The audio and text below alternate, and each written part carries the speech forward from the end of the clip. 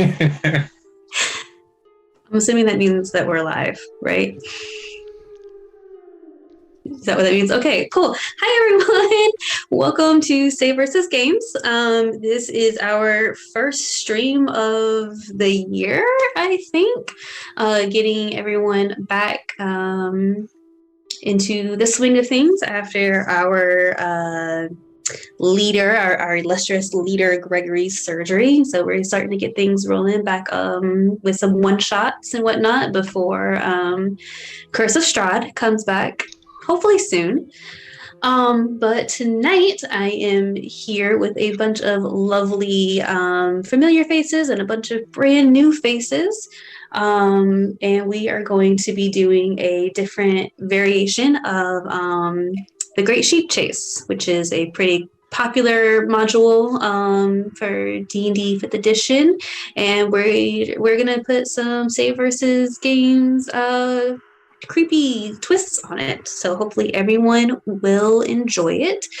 I guess announcement wise, again, we are just starting to get back up and running on saveVSgames. So Gregory, go ahead and put the link to our Discord, where we are having lots of one-shots coming up, including one tomorrow night, well, this one tonight, some tomorrow night, and then Greg is working on a PvP style battle royale that's going to be really cool, and anyone can sign up for it on the Discord channel.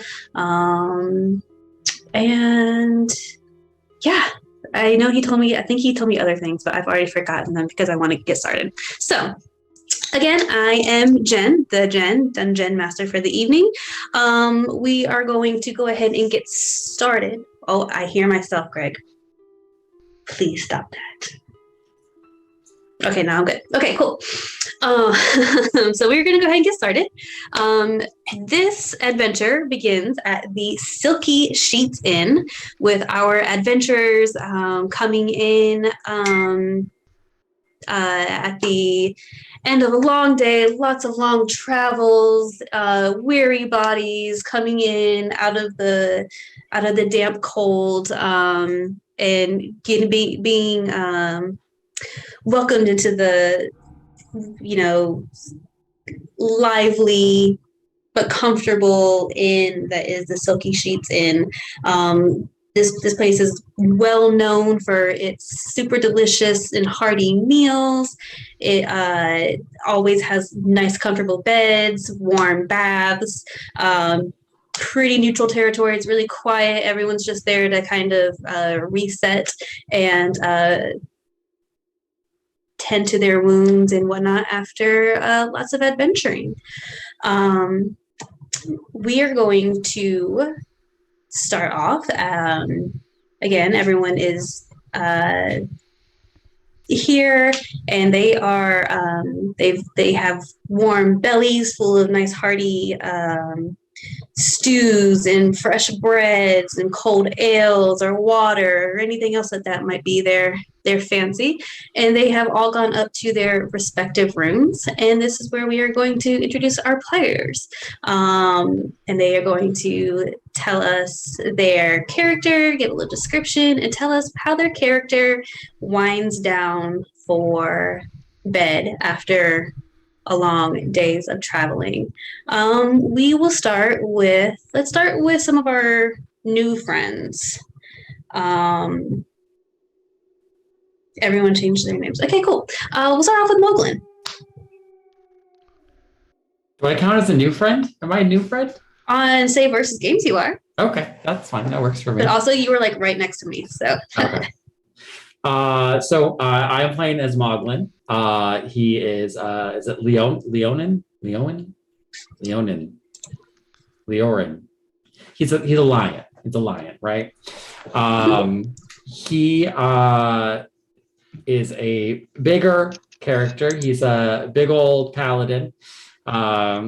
He had previously been on a version of Sheep Chase that did not go so well. So Moglin is back with PTSD to hopefully have a better adventure this time. But he doesn't know what's happening. Okay, he doesn't know. Is he stuck in a time loop? Maybe. Maybe until he gets through one episode of Sheep Chase where everybody lives, he's just keeps going through it. Day After Tomorrow or Groundhog level shit. So he is drinking ale up in his room, getting ready for the night, and he is writing in his journal before he goes to bed about what he could have done differently to save his friends from their horrible demise. He has changed. He's no longer an Oath of Glory paladin. He is now an Oathbreaker paladin due to his trauma. How things went really bad. Things went bad. It went a little bit bad. And going on from there, maybe our good friend Duvall, who may or may not have played with Moglin previously. Yeah, no Truggler here today. No Truggler. Duvall is a Haringen. He is very tall, nice, fluffy, thick fur. I guess what would that be? Like a lion's mane rabbit type thing. Grayish in color with some white spots.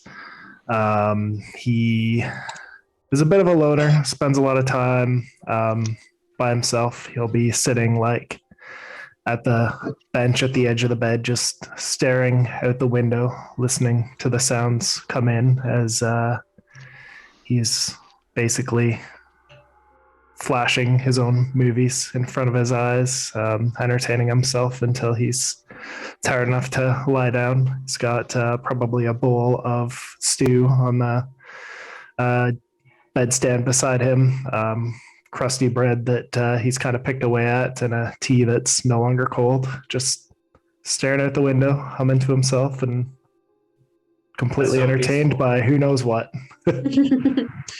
Very nice. Thank you. Like exact opposite. Next, how about this handsome guy, Vass Noel? So probably the only human currently in this game. A very tall fellow,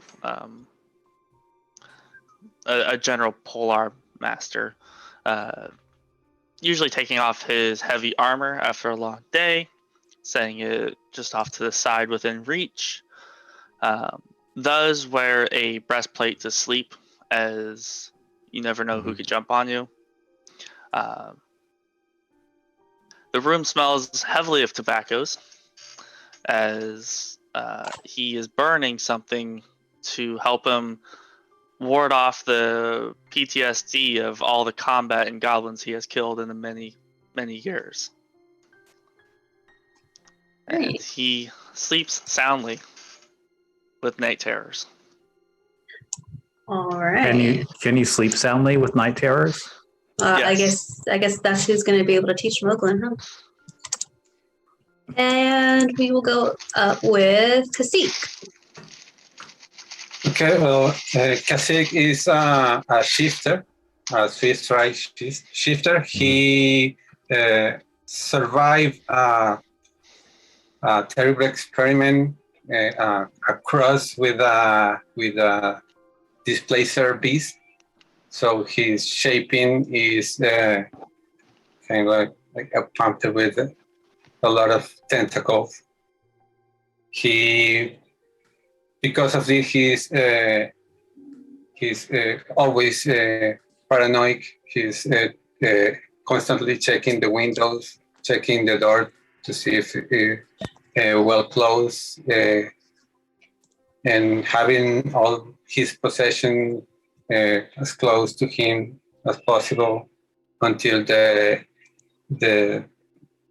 get tired and fall asleep. All right. Thank you, Kasich. Am I saying it correct? Is that correct? Am I saying it correctly? Is that what you went with? Kasich? Okay, cool. Yeah, Kasich. All right. And then this fella. Oh my gosh, Gregory. There we go. Never mind. That was my fault. Okay. And then finally, Mr. Lee. Mr. Lee, I'll be playing a satyr blood hunter, the most edgiest boy. His name is Kixhot Witherroot. They are an emissary of the Unseelie Court. Their mission is deception, and they deliver withering and an end of a season. Also, he likes chocolates. Dark chocolates? The Pomegranate darkest. seeds? 98% dark or darker. The pomegranate And pomegranates, pomegranate yeah. seeds. Yeah. I think they always have like one or two pomegranates like with them. Yeah. Yeah. No big deal. Just come with us. Very much And like the Greek. yeah, exactly. And what is Kixot doing in his room at bedtime?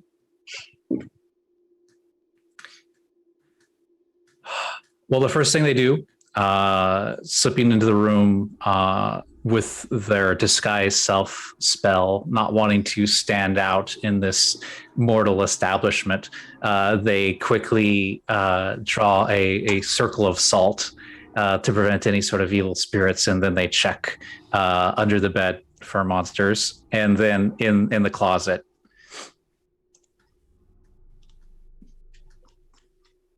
For anything foul. Like awesome. Okay, so as you all are, sorry, give me 1 second to do this. So as you guys are all slowly drifting off to sleep, the toll of your adventures and a long days of travel and the slightly like soul-soothing effects that good food and good drink have at the end of a long day are all taking over your bodies, and you all find yourself drifting off to sleep. Is that the mailman? I don't know what that means, Greg. Okay. You'll find yourself drifting off to sleep, and the small background noise of the inn downstairs, and you find yourselves eventually get you guys all on this map. So a note I wanted to add for Kicksock is that since he's half goat, he doesn't sleep in the bed. It gets uncomfortable quickly, and then they kind of like hop around and then clamber to the top of the dresser where they can. Well, how tall is he? Does he even fit in like these beds are like they're known for being plenty roomy for a normal size, 6 foot tall. He's a medium creature, but his stature is much smaller. In fact, he is very lean, almost to the point of being emaciated. He has 6 strength, so he kind of just nestles up in that high roosting place where goats would like to be, and kind of makes the bed there for the night. All on top of the dresser. Yes, all while keeping the disguise self spell. So it's like this really awkward human, like bending in ways that they shouldn't because of the digigrade legs. Vass's legs hang off the edge because he's 6'6". Oh, I said average. Gosh, goodness, really tall. All right. So as you're all drifting off to sleep, you find yourself.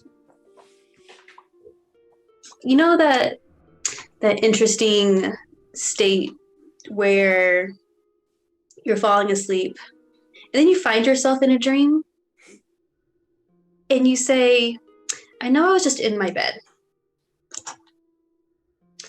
And it's kind of the situation that you find yourself in right now.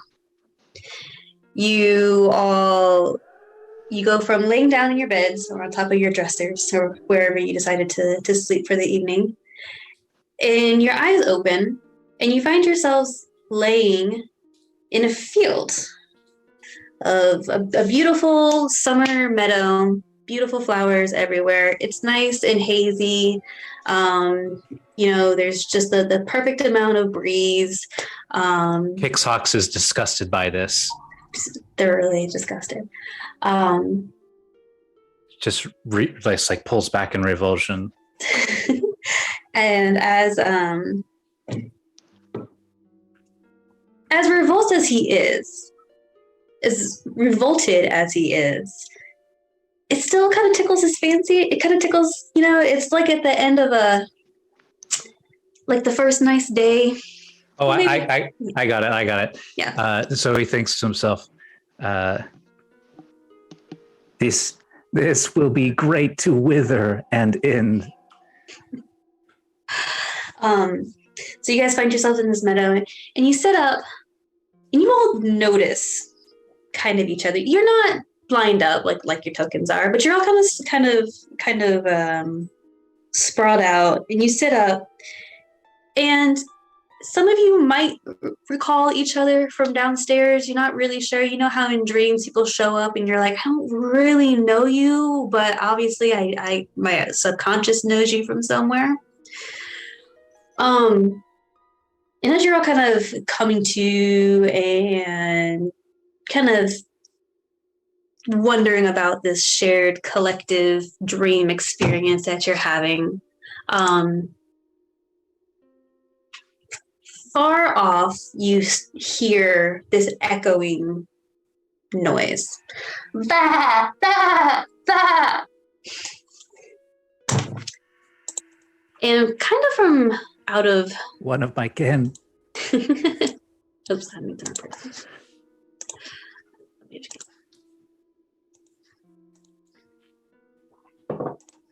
I know, I moved you on accident. You were sitting on top of my token. I'd say Kixox ignores the other people, assuming that they're like memories and he's in a dream, and not really expecting them to persist in what he thinks is a lucid experience.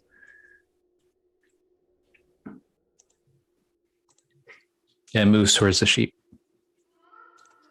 Moglin hears the sheep and lays back down and just goes, nope, nope, nope. I knew I drank a little too hard last night. I need a little more. So as you're hearing this echoey baa noise and the sheep is bounding through the tall grass at you guys, have any of you guys ever watched like Song of the Sea or Secret of Kells or those animated movies? Yes. It's like it's beautiful, aren't they? So you know how it's like a very like slowed down ethereal motion. That's kind of what you're seeing this sheep doing. It's bounding up out of one spot and not really coming up again from where you would expect it, but it is getting closer and closer to you guys. And again, you hear ba ba ba ba. It's starting to, as it gets closer to you, it's echoing all around you. It's getting louder and louder and louder as it comes towards you guys. Okay, Kixox is gonna draw their weapon and then evoke their blood right, and you can see it's a double-sided glaive, like two scimitars attached end to end. And it's made out of like a heavy, like almost obsidian, like organic material. And as they spin the glaive, you can see like little rivulets of blood flow out from their eyes. Yeah, that's right. He cries blood and it flows out, and then the sword captures it all. And you see an icy sheen cover it. And then I take 1d6 damage. Oh no. That's how blood hunters work. 5. Ow. So it's also worth noting that anyone who fell asleep in a disguised form in this realm, you are your true self. So however however you had yourself disguised as. And My magic is gone. This truly is a dream. Sorry, Duvall, I forgot to make your creepy token, but I can share with you guys what Duvall now looks like to you guys. I'm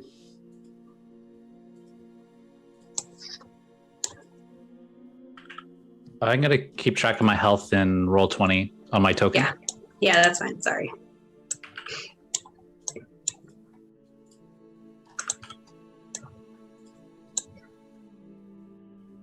So I'm just gonna put that over top of your picture. So yeah. So the That was the rabbit suit from Donnie Darko. Based on it, yeah. Yeah. So the sheep comes up, sees Kixhot with his with their weapon drawn, and the bawling goes from this incessant sheep noise, and you hear, excuse me, no, that is uncalled for, dear friends. And again, his voice is very willowy, echoey. His shape is, waving back and forth. He's not really sitting still at any kind of point in time. Very shifty. He's not shifty, but like his form is shifting a lot. Very gaseous almost. Kixhot, you can see Kixhot like mouthing like numbers, and they are trying to count sheep to fall asleep and wake up. Oh no, friends. I'm so very glad that you've all have finally joined us here on this grand on this grand quest to. Sorry, I gotta talk.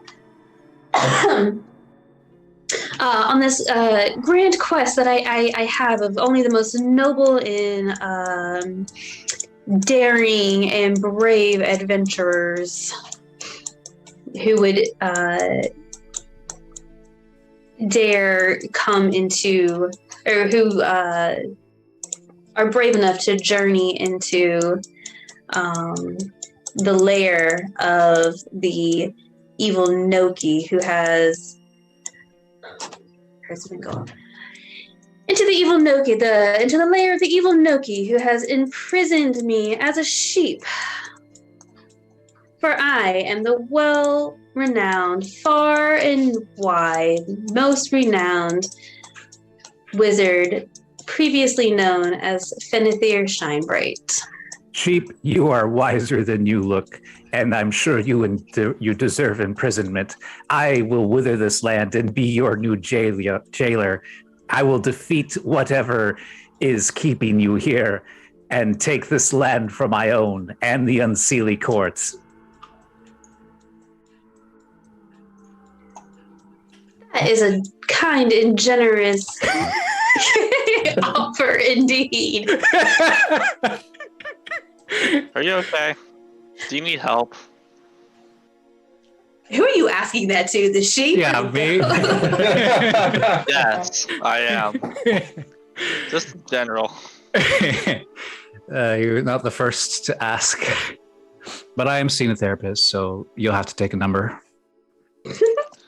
Oh, probably the same therapist that I'm seeing. I've seen some things, and I'm pretty sure a talking sheep and goat isn't the top of the list.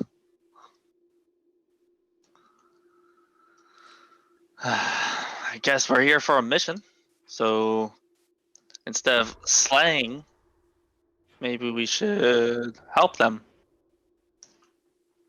Oh yes. Oh yes, help indeed, and of course, no great deed goes unpaid for those. There we are.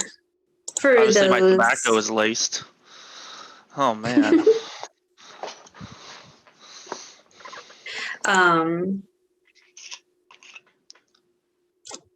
You are not part of the dream. You are your own creature.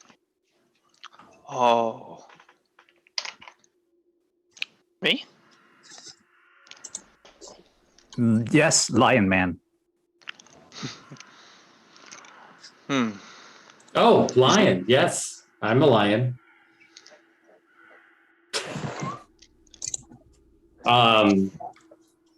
Yes, of course. Of course. We have the great and noble Moglin who has come far who has come far and wide and from such illustrious backgrounds. How do you know me, sheep? You answered the call. Do you not remember having this conversation last night?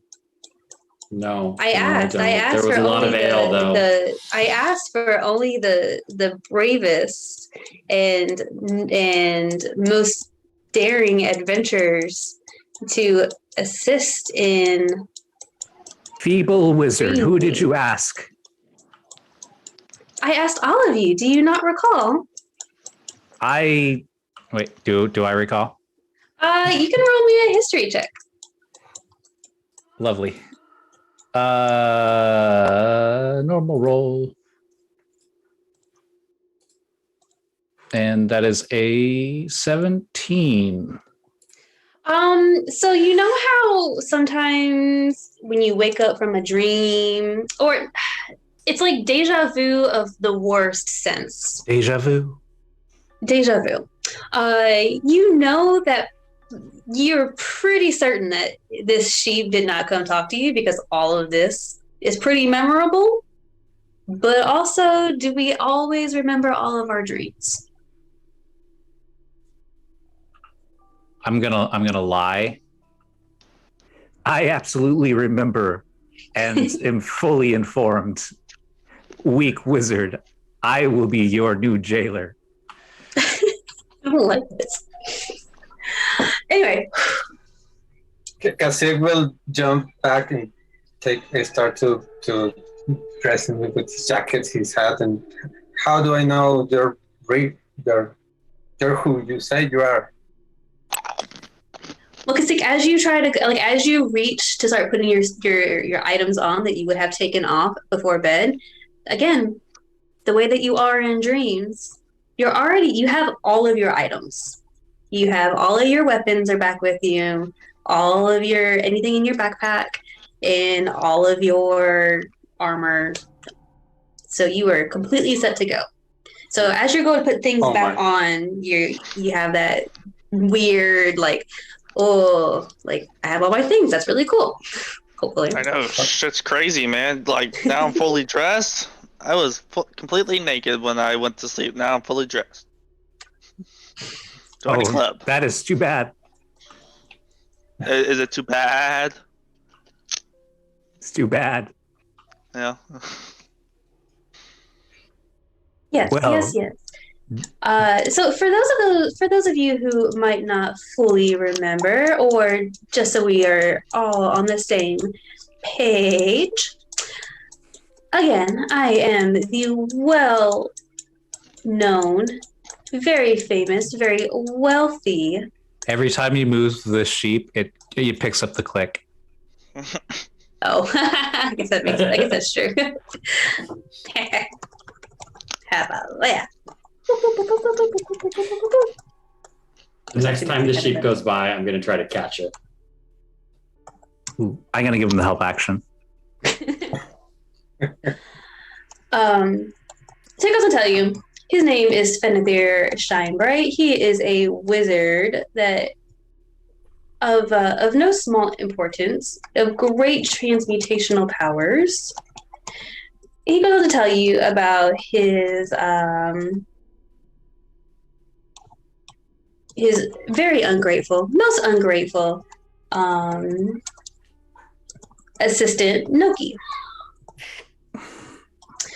And Noki studied with him. Noki was a small boy, no family, no real future. And Fenethir Shinebright, out of the goodness of his heart. I respect this Noki. He was able to bewitch you. He spent the last 30 years basically being Fenethir Shinebright's, errand boy, unappreciated, undervalued hand around the house and whatnot. And then one day, I dared to take a nap. Did we walk into like a dream bubble as we're like going to a place? We like fell into this person's memory and we're like seeing all this? Oh, I guess we're gonna find out. Like flashbacks of it. Yeah, like how we get into so like there's like bubbles that come up out of the landscape. This out. Yeah. I even like wrote something very similar to that out. Yeah. So like bubbles coming up out of the landscape, and it's this guy's subconscious like memories that we fall into. Yeah. It's just another day in Duvall's head. He doesn't even realize that anything's changed. He's just sitting there having one of his. Yeah, right. This is normal. Yeah. Benethir Shinebright is describing scenes of, I gave that boy so many good meals and such a comfortable bed, and it's actually like bread and porridge and like a pile of straw. And in all of these flashback memories and whatnot, you see a very human child grow up into a very not human, or very human not child. You mean an adult? Yeah. I mean, not child. You don't have to be an adult, but you have to be a child. Okay, I think I qualify for that. Not an adult, but not child. I think mid-30s, not child. Got it. Mm-hmm. Check the millennial drama. Still unemployed. Living as a sheep. So yeah. So yes, that the ungrateful child Noki dared to take my wand from its safekeeping that he was entrusted in knowing for so long, and turned me into a sheep. Now, are you a sheep? This land is not real. It is not of the material plane. I am a sheep of any plane that I wish. Where are we? We are exactly where we are supposed to be. I kick him in the face. At the beginning, your foot goes through it. At the beginning of the beginning, where anything and everything starts, all at the same time. Well, what type of sheep are you? Are you a Dorper, a Monero, a Suffolk, a Taxel, a Wasi? What type of sheep are you? I am a D&D 5e sheep. Never heard of that one before. Yeah, it's like it's new in the dream world. He's a dream sheep. The dream sheep. You're a Scotch blackface. I understand. That's what I was thinking too. Definitely. Yeah. But his face is like pastel rainbow shifting colors. Yeah. Might be a Cameroon. So it sounds like you got what you had coming. No. It's all a matter. It's all a misunderstanding.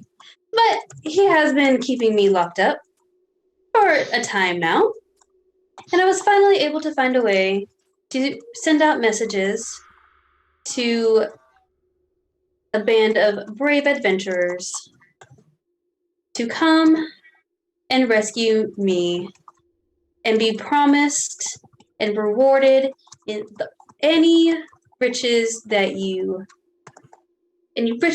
desires, anything your minds could possibly come up with, including, and he comes over to you, including this land if you want it. This land is imaginary. Including,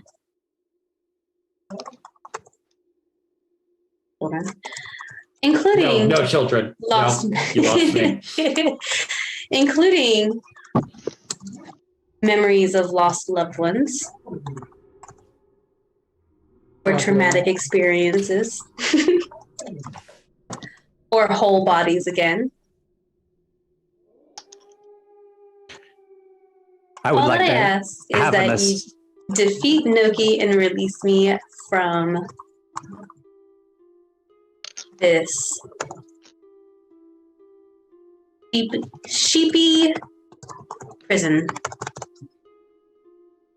I'd like to have an aside with the other heroes, as you've called them. And He then kind of floats. gathers the other people, like pushing the sheep away. All right, the way I see it is this guy, sheep, wizard, is the weaker of the two. What we do is we tell whoever jailed him that he's escaped and then earn favor with that one.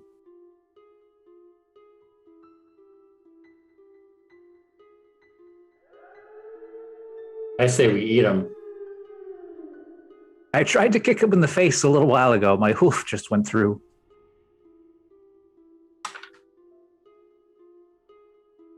Wait, can you eat dreams? Duvall's nodding. I saw that. He's got the biggest grin on his face. Just mumbling to himself. This is when we need our Pokemon.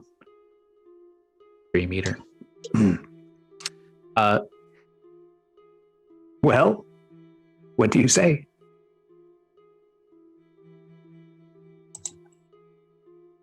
I'm not unprovoked attacks. That's no.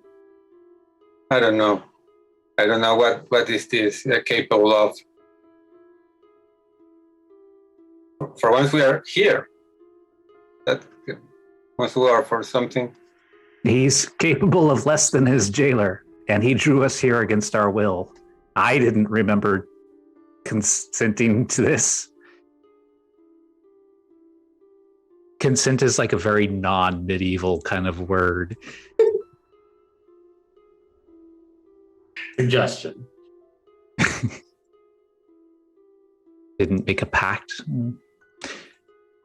So Kicksox just waits for your reply.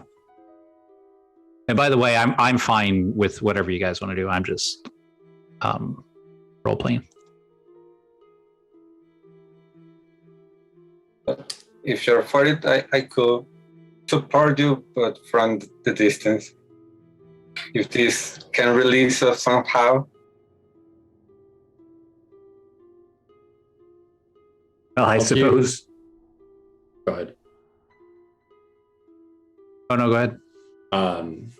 I'll do whatever needs to be done to get me back to the real world, but don't think this makes us besties or friends. This is merely a task to get back. I don't even know how to say the word. Good. That word. The wand has the true power. Kicksox nods deeply. Yeah.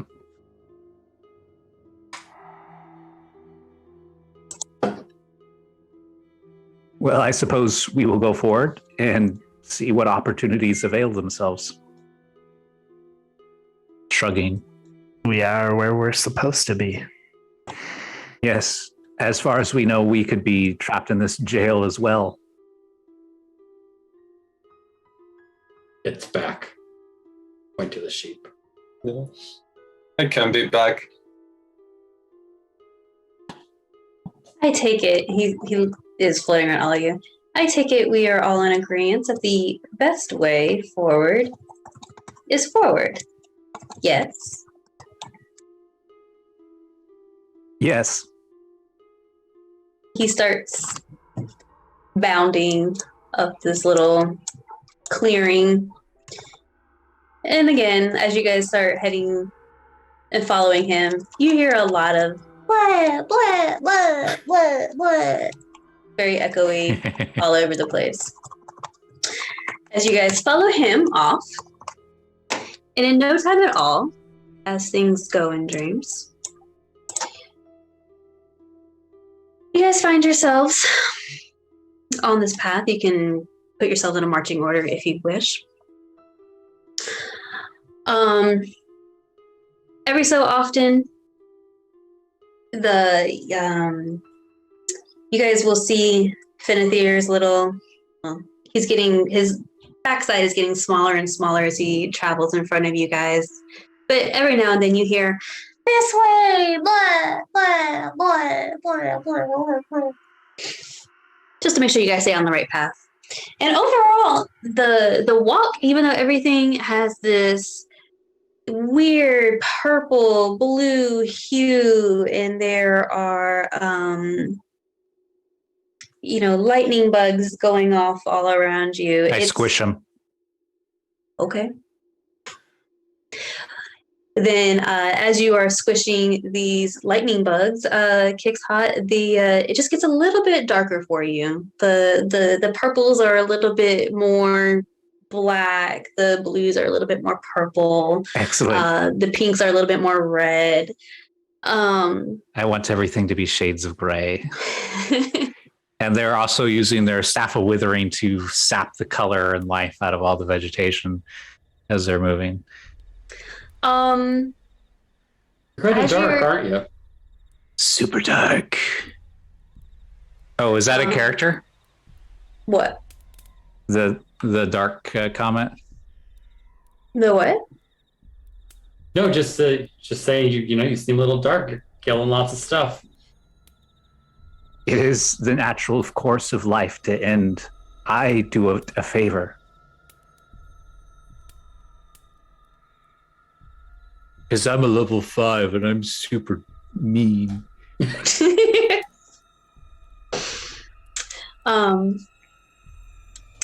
As you guys are walking through this dreamscape, you're not really sure if it's been 5 minutes or 5 hours. As you're walking and you're kind of losing, kind of dozing off, not dozing off, but like zoning out.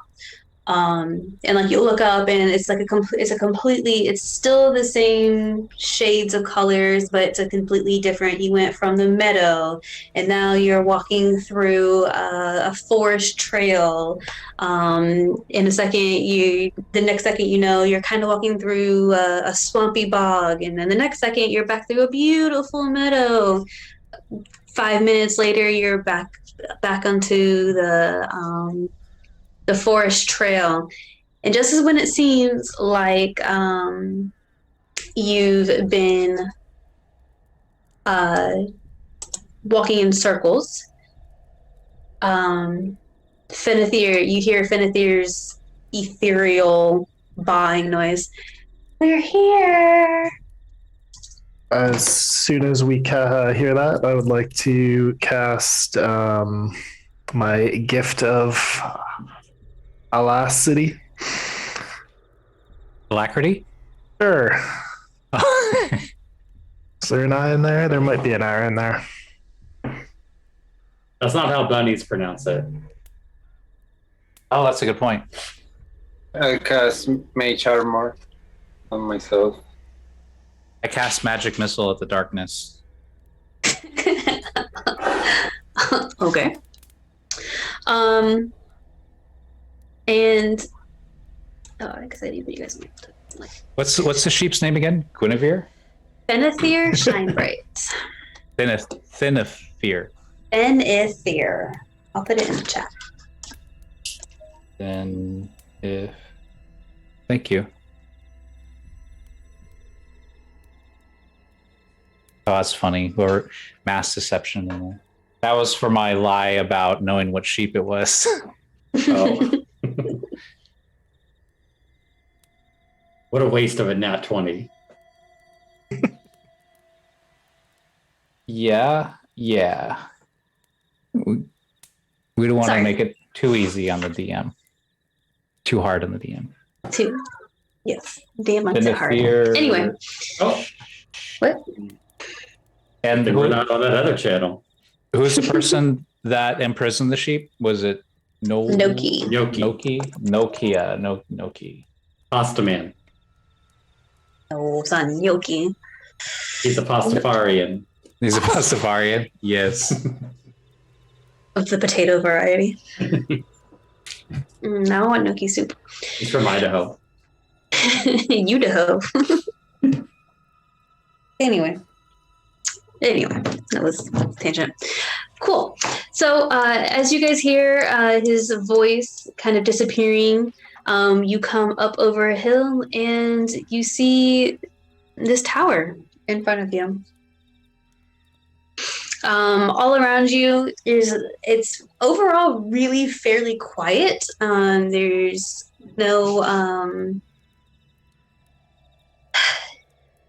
the forest noises that you would normally expect to hear. They're there, but they're severely muted. The lighting here obviously it changed from that dreamy landscape coloring to a fairly call it dusk, a gray, cloudy, dusky time of the year of day. Yeah. And you guys have a tower in front of you. Is there an entrance? There is this little this door up here. So the picture is literally what the tower looks like? Yeah, sure. I knock on the door. I'm gonna check for traps and then knock on the door. Okay, go ahead. I guess investigation for traps or you're not proficient in that, right? investigation? Yeah.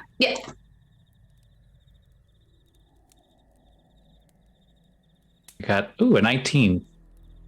Awesome. So as you are inspecting it, you find a little trigger and a ridiculously comical amount of swords come out from every direction in this door. The door is set back like, I don't know, 6 inches. And then just all these swords come down. And as you're inspecting it and looking at it, you realize that there's so many of them that your arm surely would have been just ripped to shreds if you had opened or knocked on the door before checking for. I admire the use of edged weapons. I cast mage armor as well. Awesome. Who needs mage armor when you have plate armor? Exactly. Plate's where it's at. Also, my armor, my plate armor is gleaming, so it never gets dirty. Mine's smoldering. You guys just back there, like, complimenting each other. Yeah, checking out. Yeah, a bunch of Chads back there. Check out each other's armor. Wow, you're How'd you get that so shiny? WD-40, it gets the grease off. He hawks a loogie. So Kasch conjures a spectral skeletal hand, and it goes over and knocks on the door. I'm going to use Mage Hand to knock on the door. He knocks on it and nothing happens. Quick, someone cast Fireball. Dinethir, why have you brought us here? And as soon as you ask that question, kind of out into the nothingness, all the swords recede back into the wall, and the door swings open. And you hear Shinebright's voice come from inside. My dear friends, please hurry. My time as a sheep is growing so weary. Asshole, why didn't you tell us about the trap? That's new. Okay. Yeah, you should always check doors anyways before you open them. I learned that the hard way. It's not an open door policy. You can't do that. Now you tell me. After I almost get a pincushion. I was looking at something shiny. Look at this armor over here. The next door you get, okay? I'm going to pass. That's adorable. Adorable. Okay, so I hop over the switch, the pressure plate, and then go in the building. Okay. So let me get a order of everyone going into the cake shop first. I appear to have stepped on a landmine. Yeah, she needs to know the order so we find out whose decks fail. causes the Oh, trap to mine's- set. Mine's gonna do it. Over 10 dexterity. Okay, so Kicksock and then who? I guess Vass will be next. Vass. Okay. I'll go third, I guess. Okay. We're off to see the wizard. Or And then the sunset. Cacique and Well, Duvall. The Wizard of Portland. I don't know if it'd be okay, like I'll fair, be next. fair Yeah, I'll play. be like 100 feet back, and as they kind of enter the door, then I'll go up to the door. Lions Standing and there with my- satyrs and bunnies. Oh my. Okay, so it's gonna be Kickshot, Vass, right? Okay, Yeah. awesome. Okay, all right. So we're gonna do this in order. Kicks Hot, will you please roll me a Constitution saving throw? Oof. Vass is also gonna take out his longsword as he's Okay. in melee range, not Mhm. full arm range. 16. So Kicks Hawk walks into the room. Vass, can you roll? You came up to the door and you see Kicks Hawk walk in there fairly normally, or normal. Hop in, however a satyr hops over a thing. Mirthful bounds, Okay, bounds, mirthful bounds, graceful bounds, but edgy, like emo bounds. There's some extra clop in those hooves. Yeah. Wall jumps. Still in his emo It's all stage. about the wall jumps. By the way, Kickhox wears shorts. Jorts? Black Of Jort, course it does. Yeah. Jinko Do Jort. they have the Yeah, chain Jinko. that Yeah, connects Jinko the wallet? jeans. Yeah. All right, sorry, Vass. So he's gonna walk in, avoiding the obvious pressure plate that was pointed out, and then make his way in. Okay, I need you to make me a Constitution saving throw, please. Did I feel anything when I did the con save? It's a 14.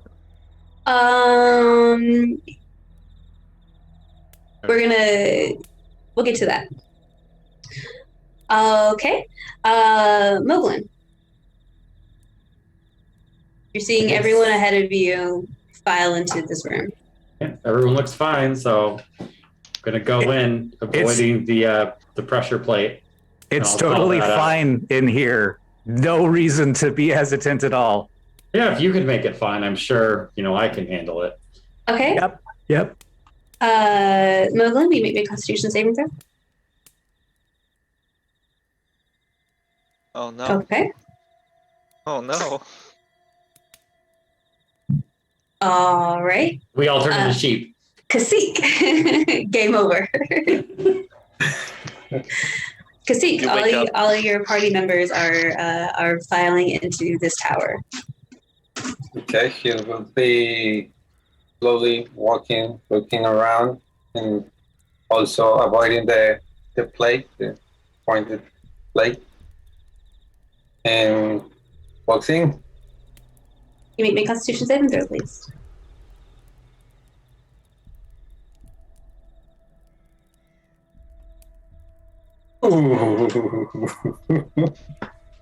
Okay. Duvall. Someone had to fail. Someone had to fail.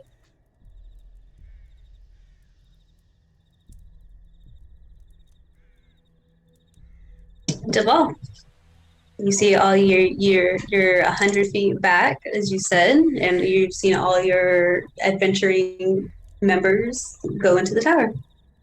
So I would just be kind of waiting near the door until they're a few feet in, but I can roll now if you would like. Are you standing back? Why are you standing back? Because they can be in the front and handle everything that is physically intimidating, and I'll just blast from behind. Okay. Secretly a Go wizard. ahead and roll me a perception check then. I can do that.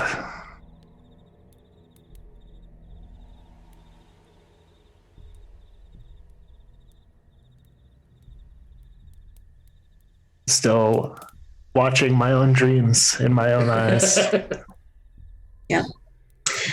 So standing back behind, you see all your friends go in, and the only thing that you notice is that the air, there seems to be a lot of dust particles, and in your mind, you're just like dust bunnies, whatever.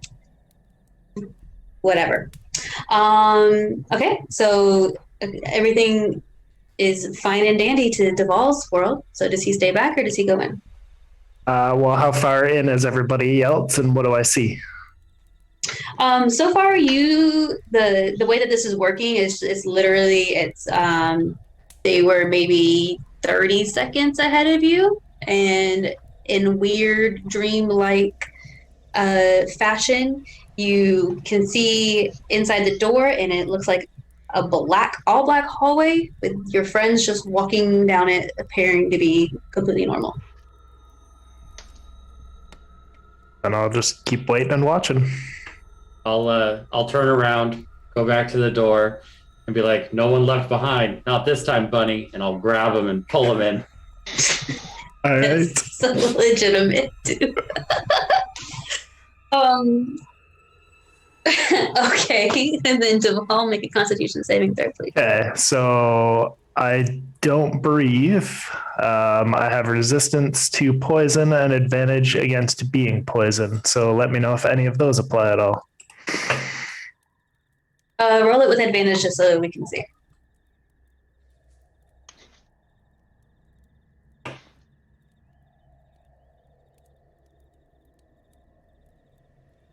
Okay.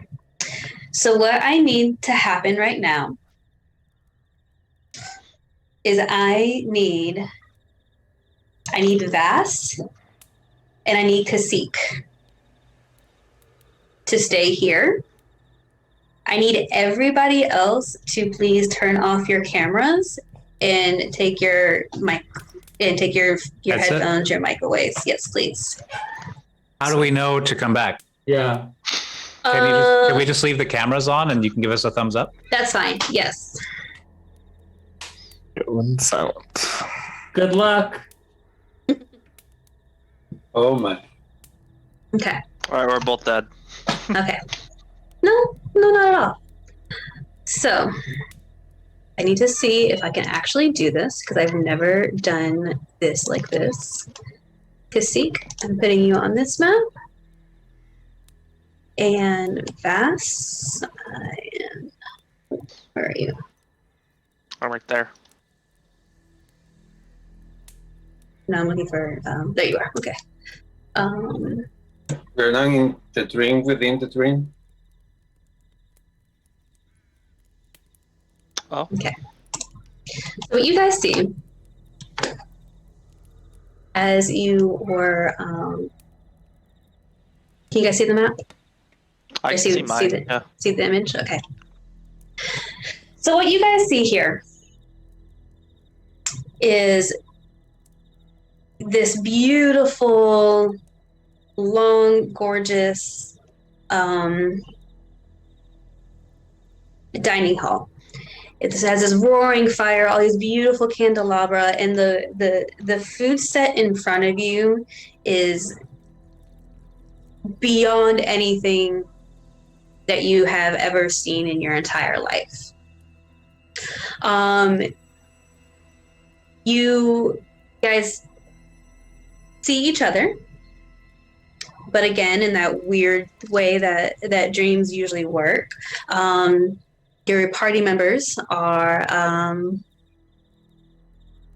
seem to have gone off on another tangent. They're doing something. Your dreamy brain kind of has the slight recollection that they said that they were going to go check another part of the house, and you guys teamed up and you came over to this part of the tower.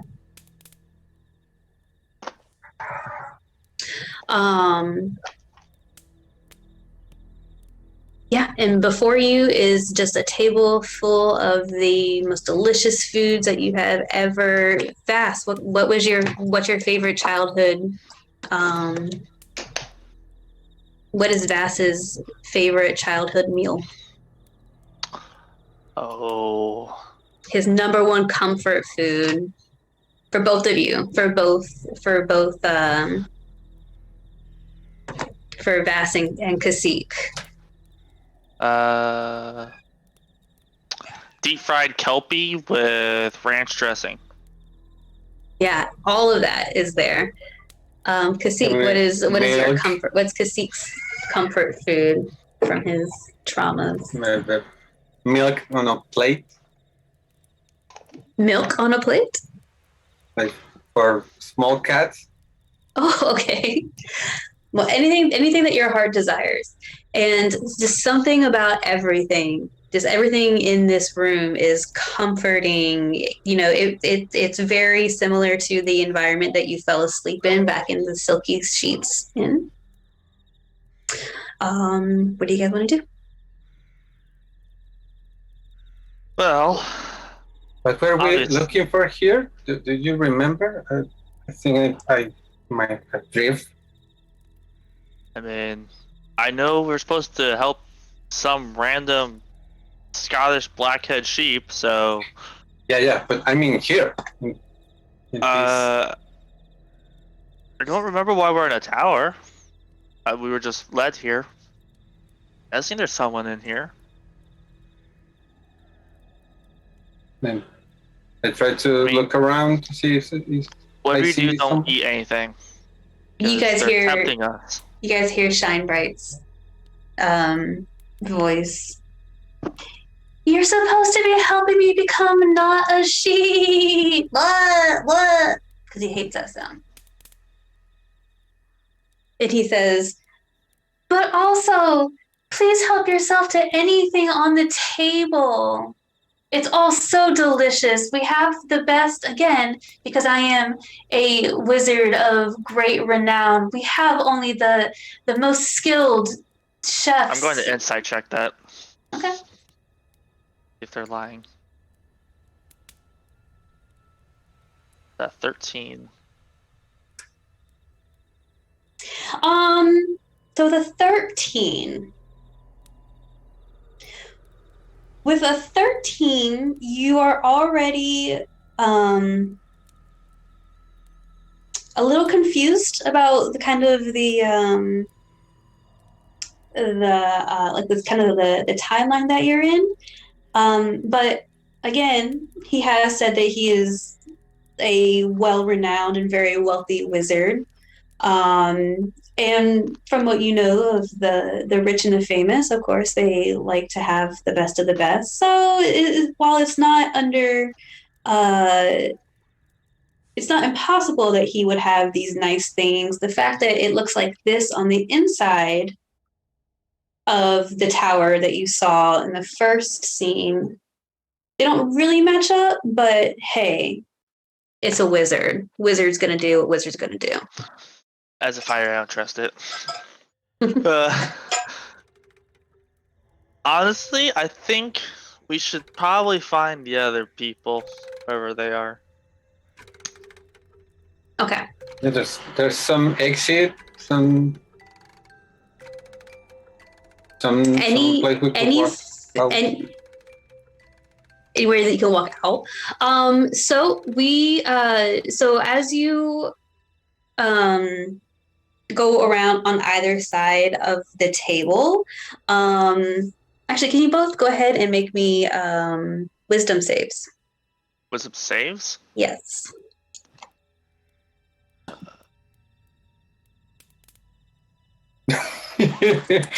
Oh yeah. Okay. Two in a row.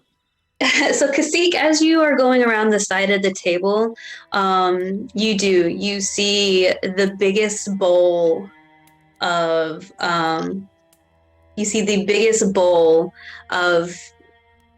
white cream, and you just have the great need to go put your face in this bowl of cream milk, just delicious. It tastes like lavender and honey, and it's the most delicious thing that you've ever I'm gonna eat that plate across the room before he gets to it.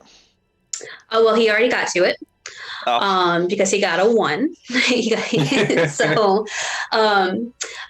with your 13, though, Vass, you turn and you see Kasich drinking his bowl of milk, and as you go to yell no and slap it away from him, we will go over to our other group. Okay? So you two go ahead, take off your headsets, your mics, and we will give the signal for everyone else to... All of our other friends, come back.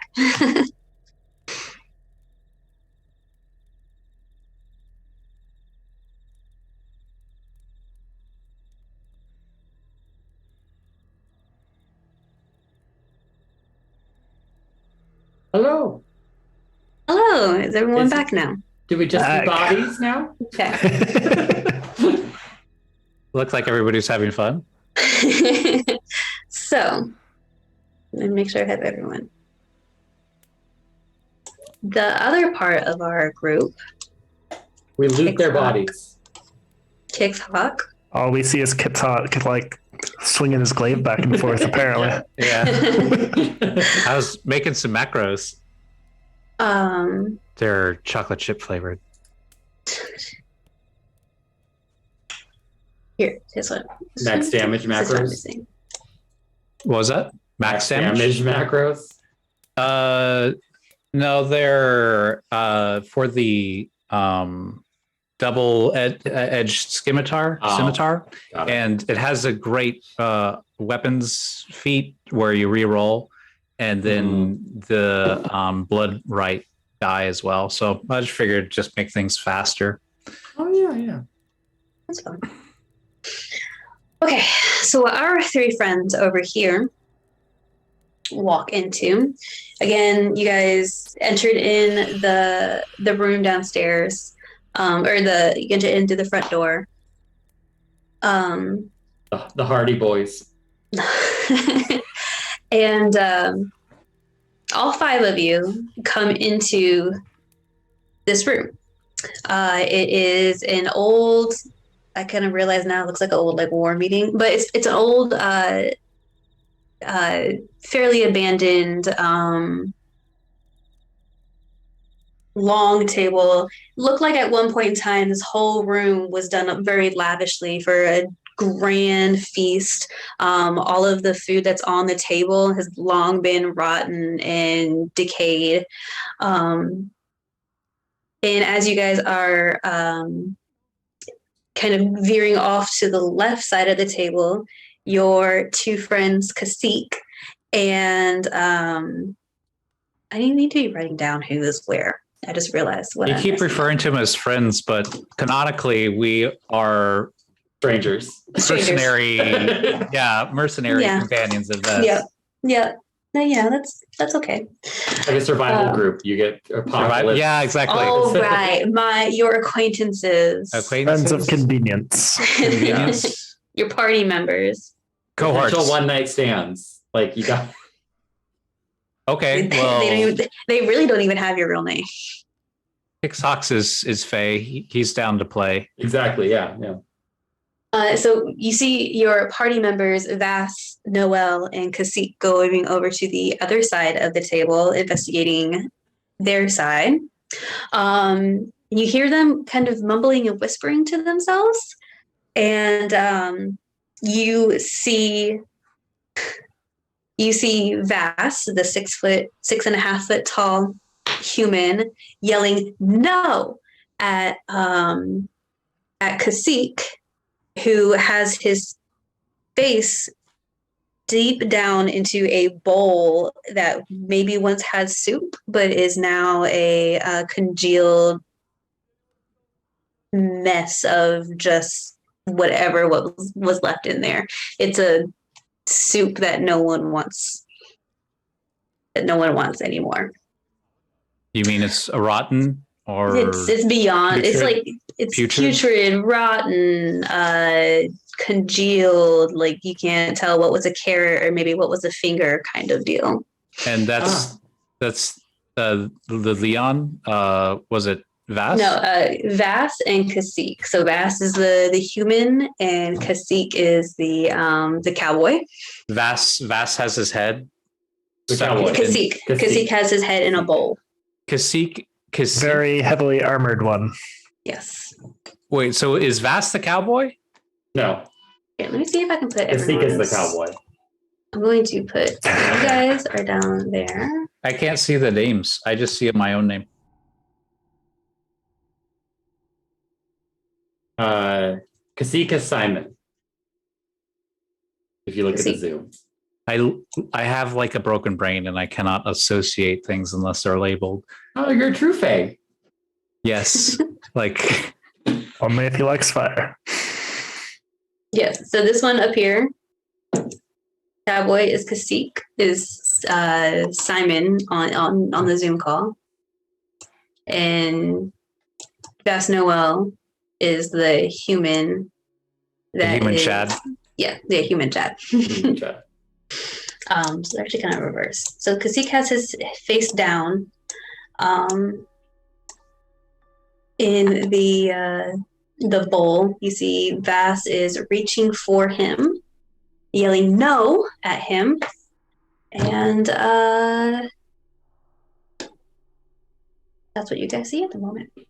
I'll grab a bowl off the table and like throw it like a frisbee at the bowl he's trying to put his face in to try to knock it out of the way.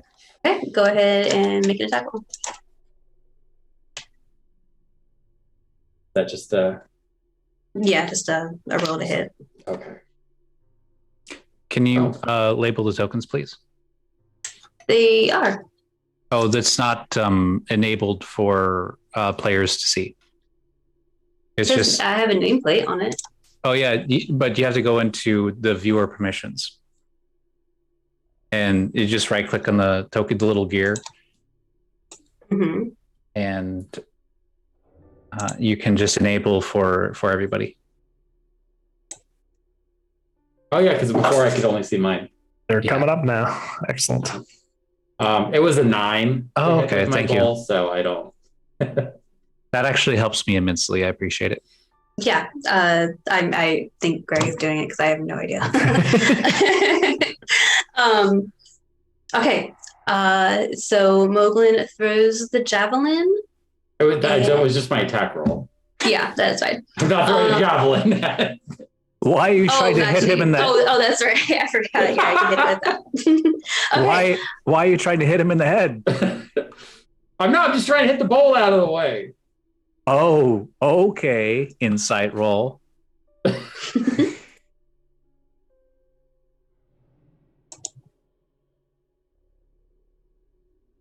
You're actually rolling an insight roll?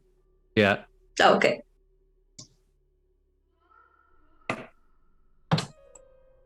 I will cast friends on him and say, "Put down the bowl, silly man."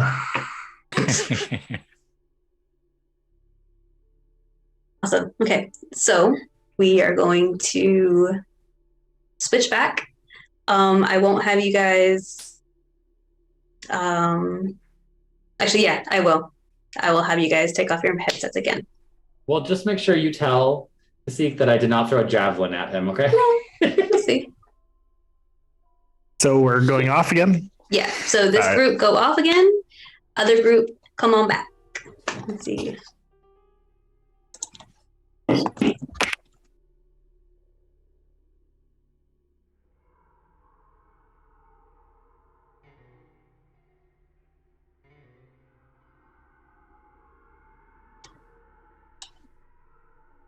All right. All right. Kasik and Vass, we have you guys back, right? Yeah, Okay, enjoying my plate. Awesome. So, as Vass, as you are trying to reach for your party member, so funny because you guys don't know what that is a reference to. So, as you are going to reach for your party member who is drinking this bowl of milk, before you are even able to reach him, something slaps the bowl away.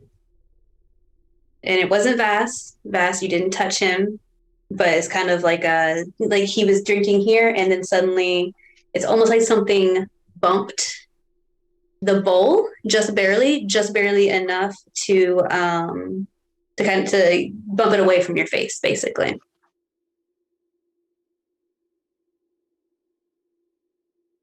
And Vass, you can roll me a perception check. Perception? Yes. And Simon, you can Kasik, you can, because you have Simon on your name. Kasik, you can roll a Constitution saving throw, please. Oh, that 21. Okay, now we're back.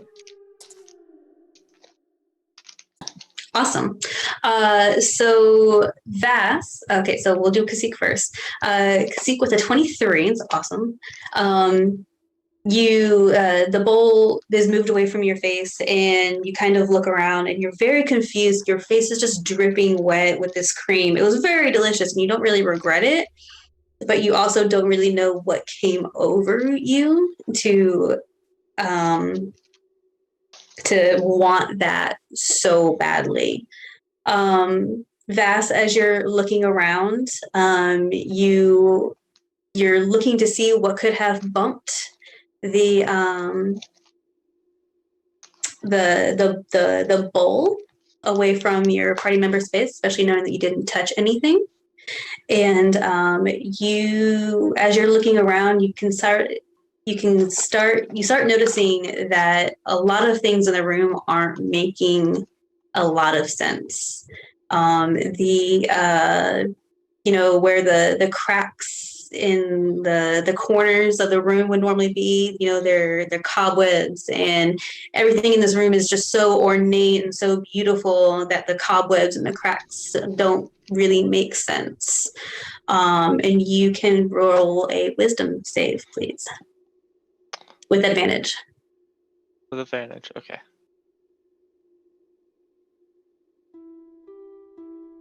That's an 18. Okay. So as you are looking around Vass, and you start noticing all of these just more and more discrepancies of the oh, thank you. My earring of the couch. All these discrepancies, and suddenly like the whole scene around you starts crumbling, and we will put you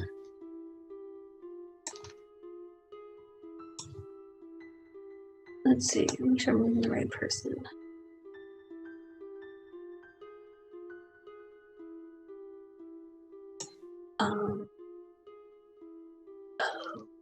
I know it's there.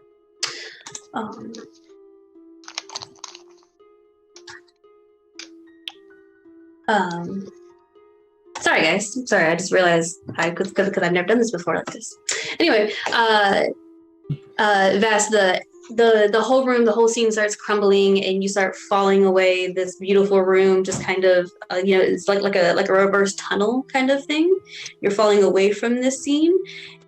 But you find, and when that feeling of falling finally stops, you find yourself in a different spot.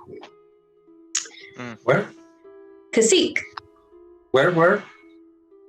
Well, that was Vass.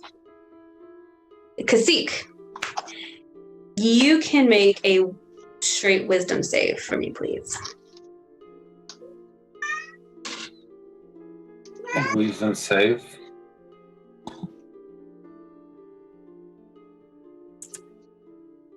Cool. Awesome. So again, your friend that was just in front of you, who was just looking around for whatever device or whatever caused the bowl to slip from your hand, You see him looking around, and as he is slowly turning his body, investigating the room, you notice that his body just starts disappearing. It becomes more and more faint until when he should be turned all the way back towards you, he's vanished. Hey, why did you? Where are you going? I'm over here now. Vass, you find you're no longer in this scene, and Kasik, with your friend disappearing, you also start looking around, and you start seeing the same things. For as warm and ridiculously decorated this room is, the cobwebs and the cracks start coming in and dissolving the scene, and you both find yourself back with your party members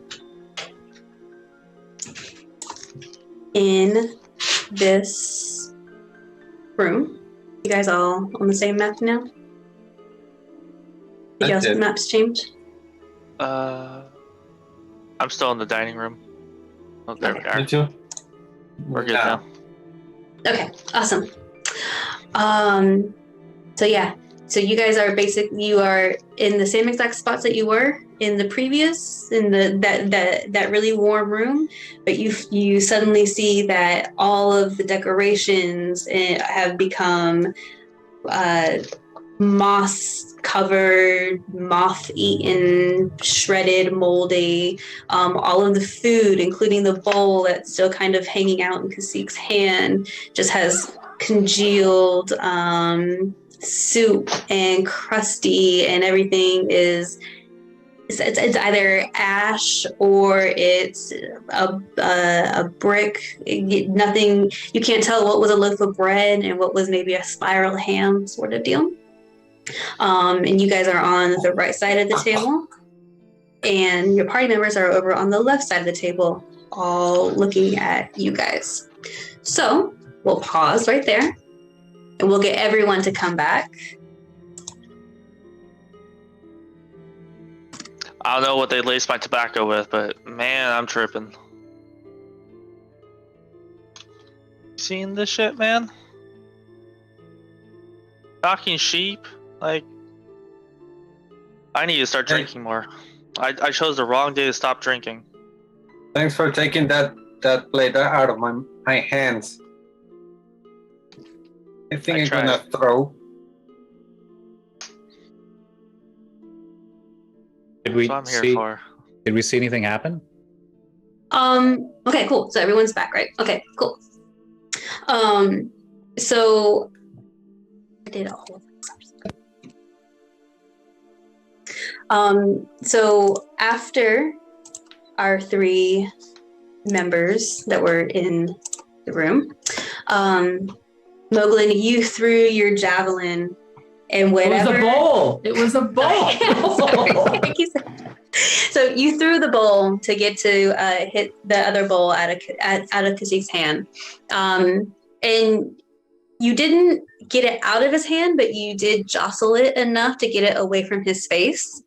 And what you three saw was Kasik's head pop up. Vass and Kasik both had a short exchange of words. You can hear them, but they're not really making any sense. They're talking about, what is this, and how good this milk and lavender, or this honey and lavender infused milk is. And you see them slowly start looking around the room until so they're looking around the room, their bodies are slowly turning, and then once they come and are facing towards you, you can see that their eyes were slightly glazed over, but now that glaze disappears and their eyes are more focused on you guys. Now I'm trying to take off all on my mouth.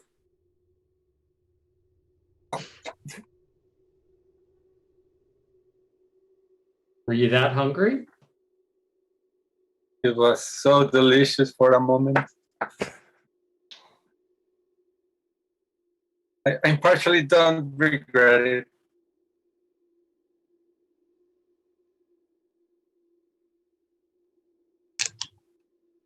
Where'd that sheep go? Sheep. You hear the buying come back. Yes, brave adventurers. Please hurry. Continue on. This hall is no good. Noki does not reside here. Noki is a coward and has spent many years with me locked up in the highest tower. Please hurry. And Thier, if you know of any other traps, could you tell us about them? Traps? There are no traps here. Noki, well, even though he spent a small amount of time being very clever and betraying my trust, Noki was never very good at very many things and traps, and he's really not he's a very dim boy.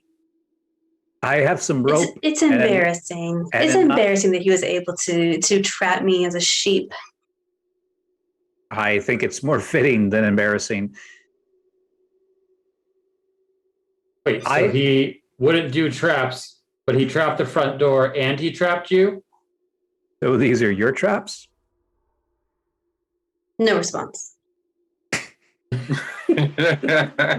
If there is more to come, it would help us all if he were to tell us what to expect.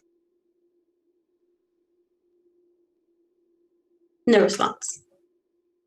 Can you insight check a silence? Yeah, you can, yeah.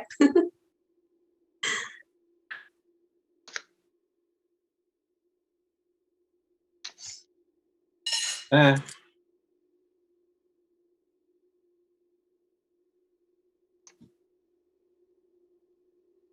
11. So Kasik, it's obviously weird that he's not responding back. But you were also just drinking what you thought was lavender and honey infused milk out of a bowl that is rotten soup. Rotten, spoiled, decaying soup. So does soup become more soup? I guess it becomes soupy. Becomes even soupier? It's in your best interest to help us if you want to escape. Does the room look flammable? So there are. Does the room look flammable? Roll a perception check.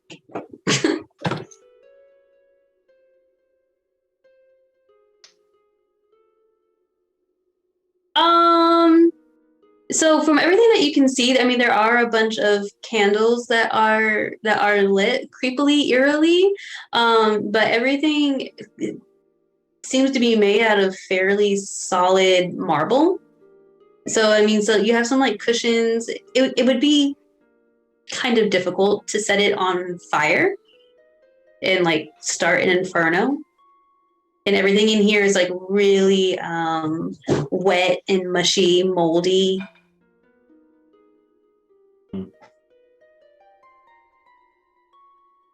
And you hear Fenethir's voice coming from a door at the end of the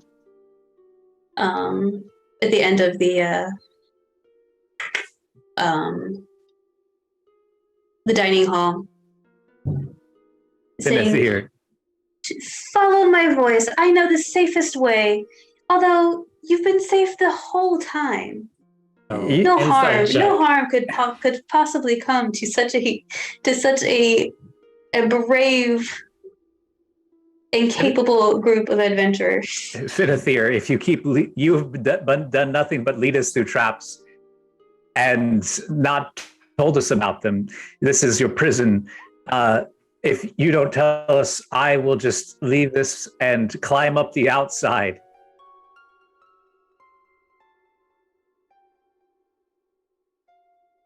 All right, let's see. Moglin got a 17 insight check. Yeah, You know, see a 17 insight. What are you gonna learn from the 17 insight? Fenethir shouts back. The traps here have been nothing but a I mean, let me see. The traps so far weren't even traps. You found them so easily indeed. Your friend, not your party member, I hear a cat somewhere. There you are. Your There's a party sheep member. and a cat. There's a sheep and a cat. Is Yoki a cat wizard? Is that cat wearing a hat? I want that wand. with green eggs in hand. That's Baxi?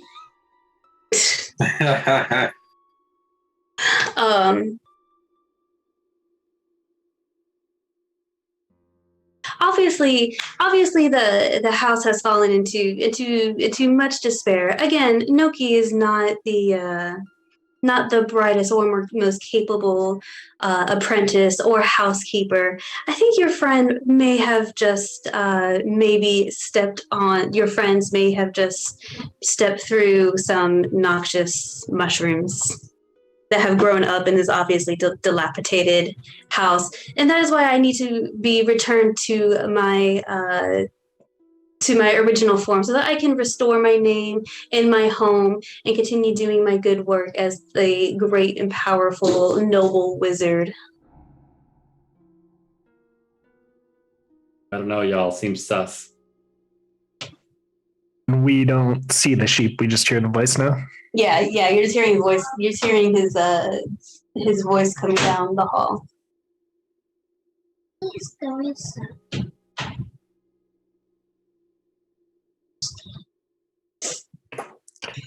Okay, and with that, we're gonna go ahead and take a quick break.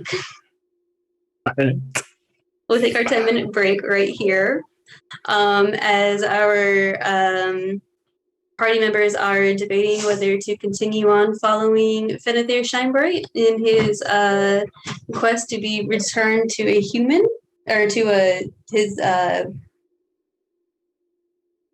normal wizard self against his evil apprentice Noki. We'll be back in about 10 minutes. There's more soup if you're hungry. There's plenty of soup.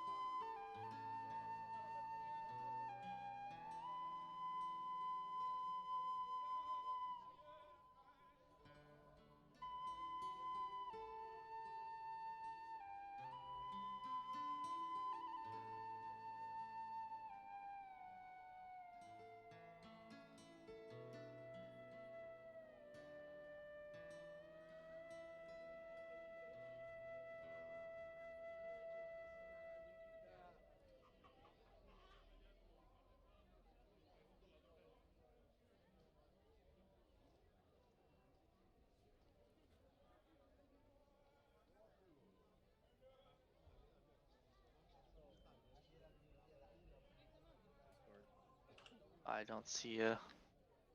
What Discord are you in?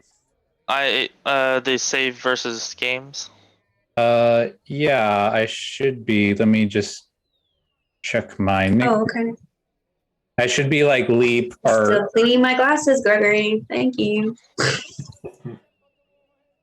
Anyways, welcome back, everybody, to the middle of conversations and cleaning glasses and needing 2 more minutes to get a map set up. That's great. Thank you, Gregory. Anyway, yeah. Welcome back, everyone, to Great Sheep Chase, Counting Sheep Nightmare version here on saveVSgames. The first half of our adventure found our willing and able, questioningly willing and able group following a sheep they met during a collective dream episode named Fenethir Shinebright, who is promising our adventurers all the wealth or treasures imaginable if they simply help him return to his natural freedom. Yeah, his natural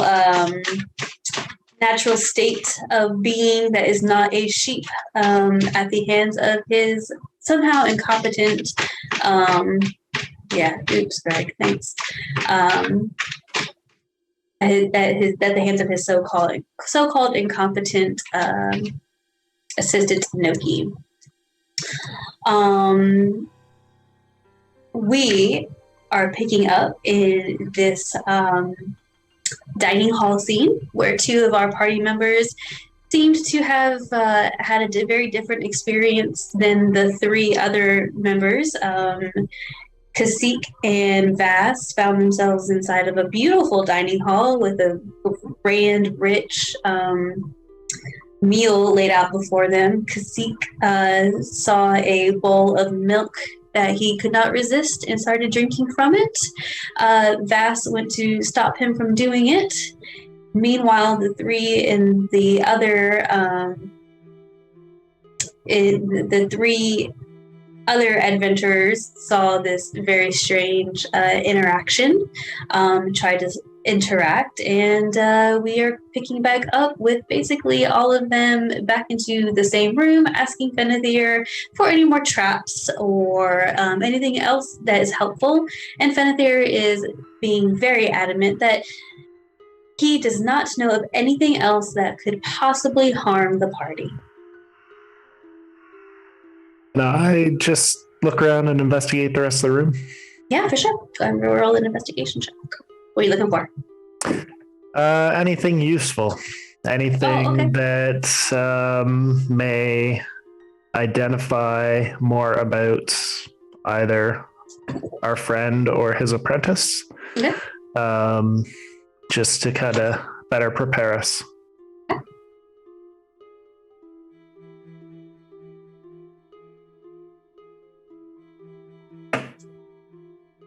21. As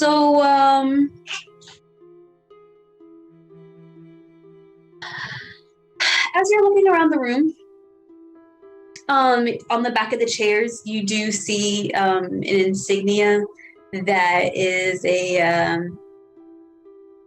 it's a insignia, big ol' F, big ol' S, and then all the way at the very, very end so it has these FS emblems on the back of all of these high-backed chairs that were at one point in time very nice. They're still very, very thick, heavy marble chairs with what was probably very lavish cushions. And in the back of the chairs is stamped FS. And at the very, very end of the room is an upturned stool. And on the bottom of the stool is just in child's writing, it says Noki on it. I will point that out to the rest of the team and grab, I guess, one of the big candlesticks off the table and head towards where the voice was coming from. Stop at the door and kind of wait for somebody else to pass through first. Okay. We're gonna kick him through the door. No, I'm kidding. I guess I'll go first. I am the most heavily armored here, so might as well. That sounds like a challenge. Who's the one wearing plate mail? Me. Me. Rock, paper, scissors to go through the door first. He just grabs your hand and let's go together. Okay. And you can actually do that. You know, when you're looking at it at first, it doesn't seem like it would be that wide. But again, Dreamscapes being Dreamscapes, the door seems to adjust around the size of both of you. Very tall. Who's taller, though? He's taller. He's taller? Yeah. Tall boy. I'm sturdier. Probably. I think my ears have a few inches on you. We're you're comparing within ears now? You're within head pat range. It's fine. Listen, I'm almost as tall as you. I will pick you up and carry you in. What's the rest of everyone else doing as they're having this conversation, skipping down the hallway together? If we let them Rock, talk any Steve, longer, they're going to start measuring their. Swords. You notice on the longsword, there's a mark about halfway down the longsword blade. Yeah, they're going to start measuring their swords. We use freedom units here, okay? Yeah, I have a morning star. I have this bomb I found. Oh, wait. All right. So I assume they passed through the door. Yeah, they pass through the door. And No issue. Did anyone else follow me? yeah, Awesome. So, you guys find yourselves on a long, I don't really have a map for this, so the off map for a few bits. So you guys find yourselves in that wonderful, you like how I'm using a lot of like really positive, cheery adjectives? Friends, wonderful. I thought you were being ironic. Yeah, I mean, it's turning out to be. I thought this was a horror game. Yeah, a horror game? Horror. Horror. All the same to me. Different game. Wrong game. That's southern So accent. you guys are continuing on down. So the hallways and the stairwells that you're going, there's only one way to go. It's the world's longest hallway. It twists and it turns and it seems to go up hills and then downhill and then seems to cut back on itself. There are no doors. It's dimly lit and there doesn't seem to be any sort of no obvious fire torch or no obvious light sources. Yes.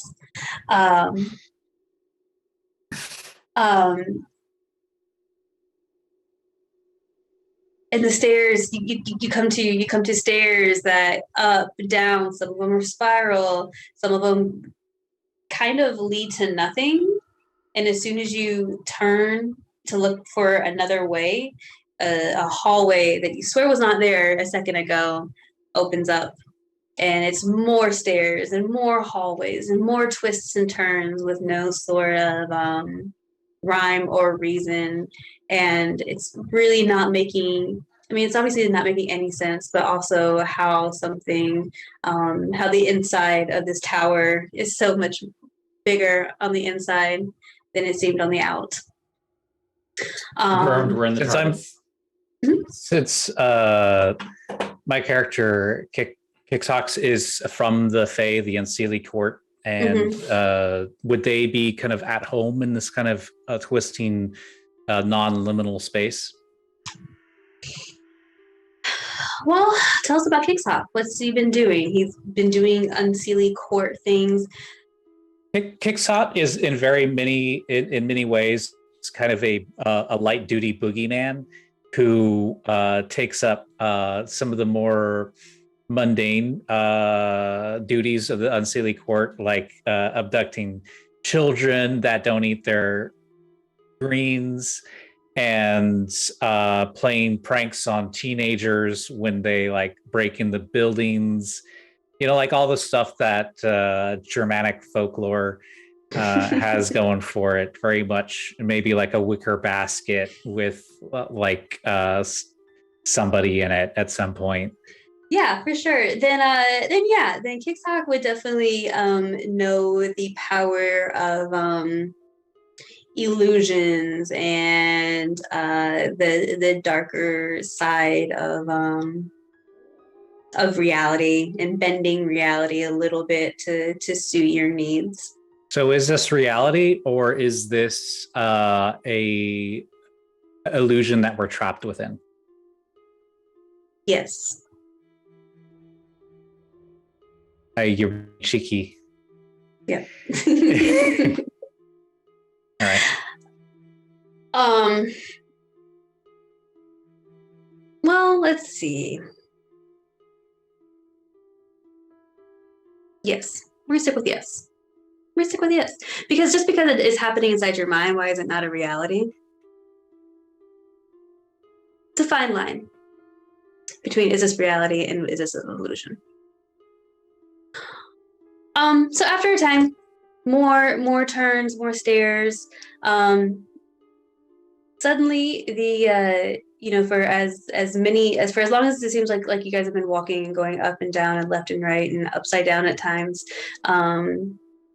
you suddenly are emptied out into what was once probably a gorgeous, vast library.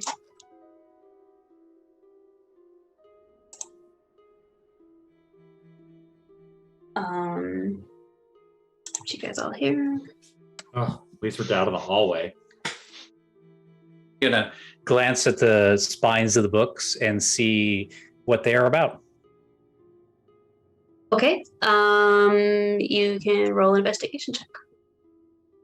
Well, I'm not investigating. I'm just looking at them on the shelves and like what are some of the names, or like what do they seem to be about?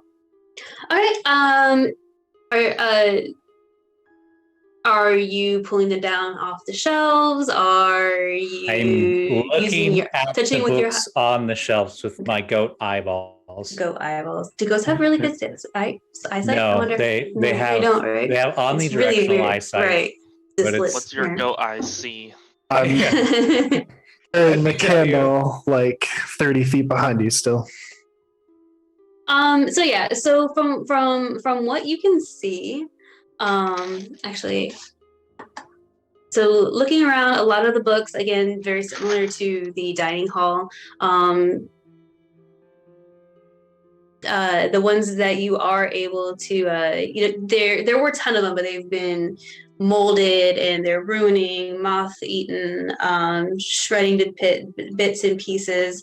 Some of it kind of looks like maybe they were actually slashed and not just, decaying to time. Some of the titles there are lots of titles. Intentionally destroyed. Not so much intentionally. Well, I mean, you're not investigating. All right, I'll bite. What do I do? I want to discern if it was intentionally destroyed and if and the nature of it. Okay, then you can if it is investigation check. Okay, that's a 2. Is it really? Did it pop up on me? I haven't rolled yet. Oh. And set the candle down and back up into a shadowy corner. 7. 7. So the slashes are interesting as you're looking through them more.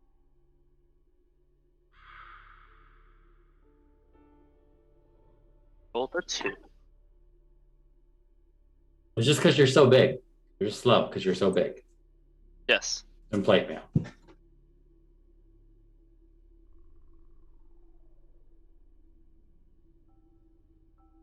I have to agree. So Kicksock, 22, Moglin, 17. Ball, 22. 23. 23. Okay. I like the 22.16. Mine always also comes up like Just a little bit faster. and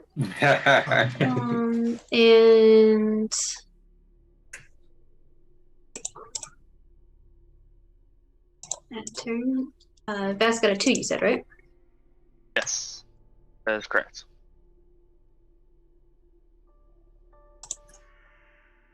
I am going first in the initiative. On the other side. Yep, give me just 1 second.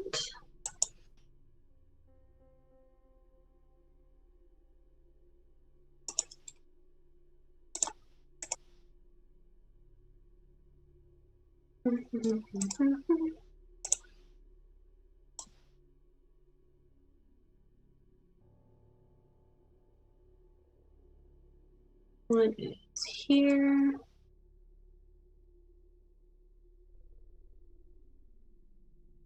My group initiative. It would just work and not have to do all these silly little nonsense things.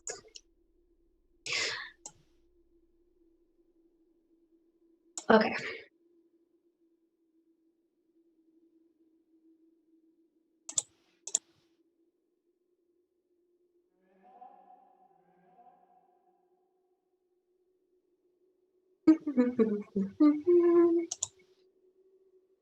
Things.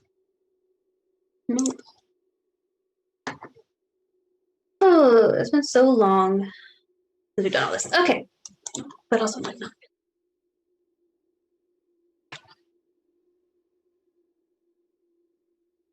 Okay. So let's fix our sending. Why are there extra people?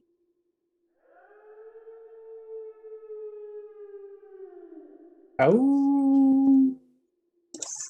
You can hear the wild call of the furry. Mating voice can be heard up to 10 miles away. All right. So let me just roll a couple of things real quick. Not twist. Yoki is a wolf. A wolf. He is a wolf. You guys In the figured it all out. He comes out right now. Good luck. Wild can mistake a druid for a potential mate. Couplings in this matter are usually disastrous.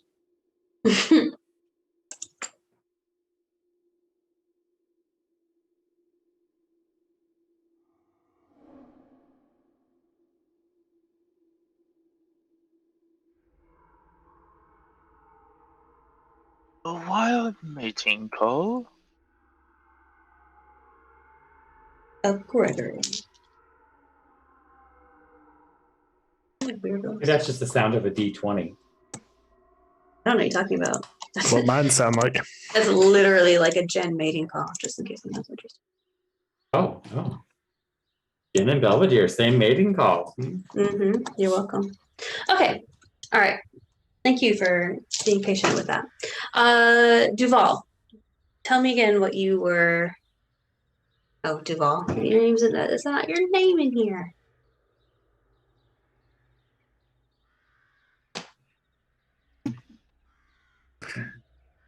Well, I guess if he is too far away for me to reach with my mage hand, then maybe I'll just pull a book and throw it at the spiderweb.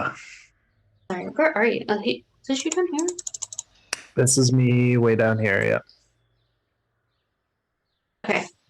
Oh, I thought you said that you were. Oh, okay. So you're not with Kicksock, but you just went over to the other. Well, I backed into a corner, and he was Right. closer to me on the map, but when he shuffled closer to books, he went Okay. further than I thought. So Okay, cool. So as you are, You touch the. Oh, you conjured Mage Hand and touched the thing, so to bring it closer to you. Okay, cool. Yeah. If you're investigating, yeah, go ahead and roll a nature check.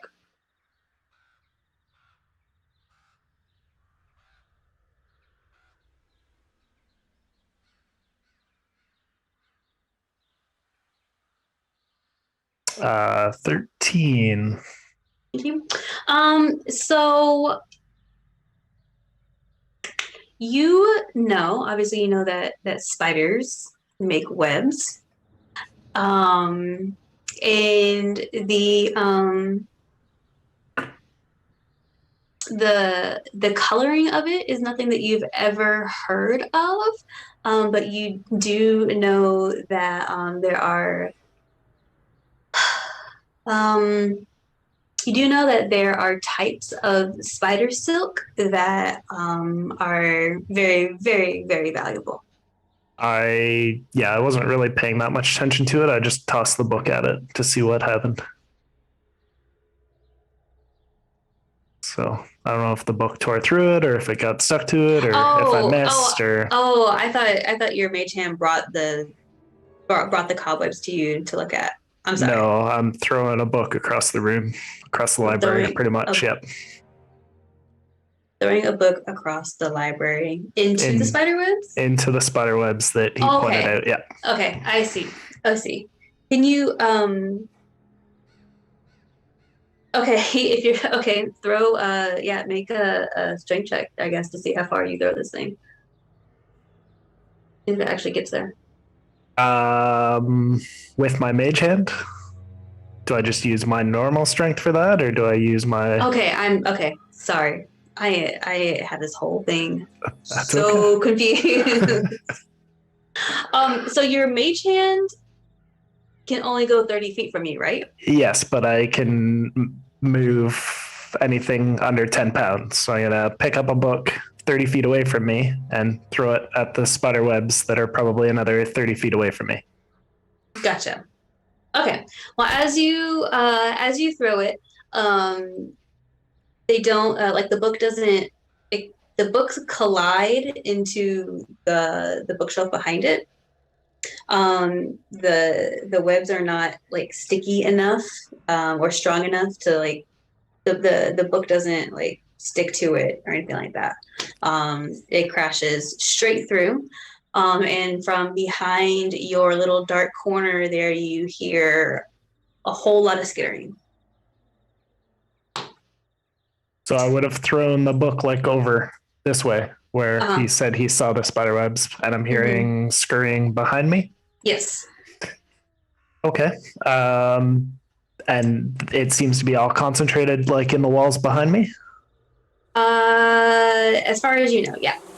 Then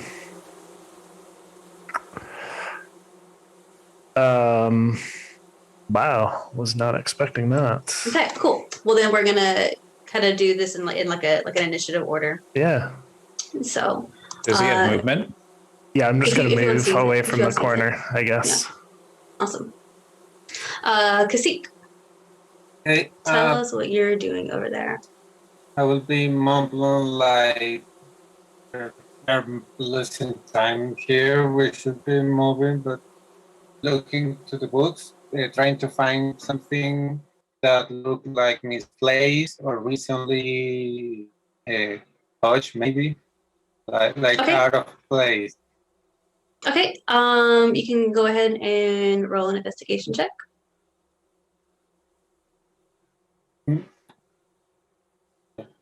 Okay, try. A 15.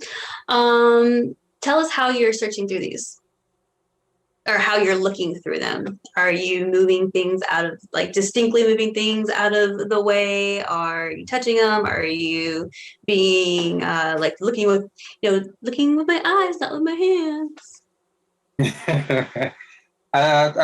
First glance, just looking around. Just looking around. Try to Okay, find. using your eyeballs. Okay. Then yeah, as you're going down this aisle of books, right in the middle of your of what you would expect to see, like the back of the so you're going down and there's an obvious gap in the books. And when you peek inside that hole, instead of just seeing like the back of the bookshelf like you would expect, it is what appears to be a descending black hole. Just, big enough to fit, I don't know, what is that, like a small watermelon or something? A descending what? Like a black hole, like a tunnel, like the entrance to like a tunnel that's descending.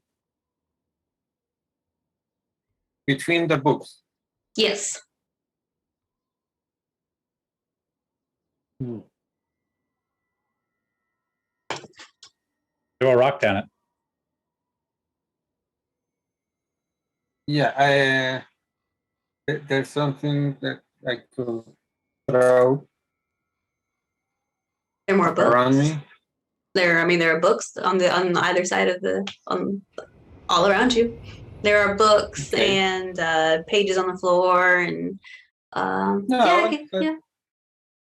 I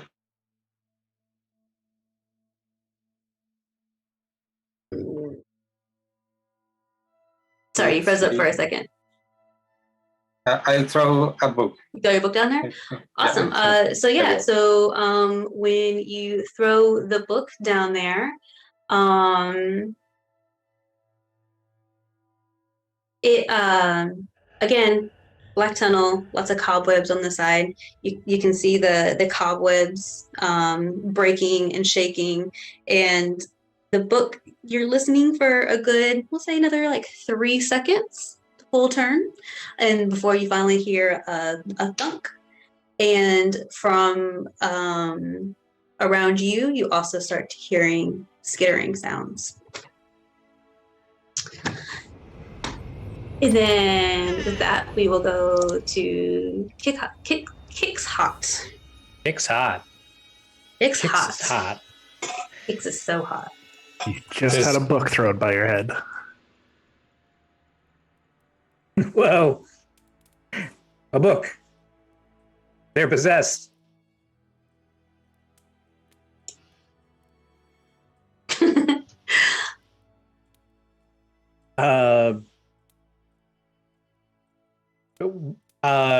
Do I hear, does Kick's Hawks hear skittering?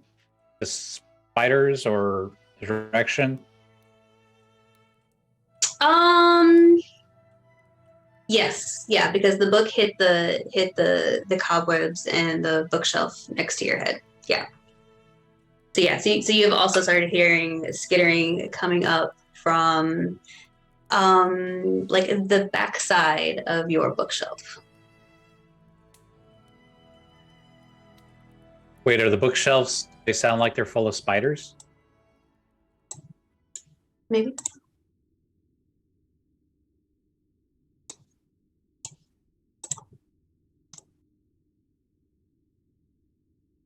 And is there an exit to this room? Yeah. You keep on trekking up here. You came in from the south side and heading to the north side. And then there are also doors off to the east and west. All of them have very large wooden doors. And all Don't the seem books, to be barred. so from Kickhawk's perspective, all the books are just garbage. There's no actual information in them. There have been a lot of, sorry, I forgot you asked that. There have been a lot of whatever you've been able to find. They've been a lot of the history and origins of magic and theology and philosophy and okay, esoteric stuff. All right, so yes, exactly. he looks up after hearing the skittering and sees if there's anything on the roof, on the ceiling. Awesome. Roll me a perception check. How far you can see high up. I can see high up. I'm not vertically impaired for my. Oh, that's performance. Persuasion, perception is right around there. That's go investigate? 11. 10 plus Awesome. 1 for 11. 10 plus 1 for an 11. So when you look up,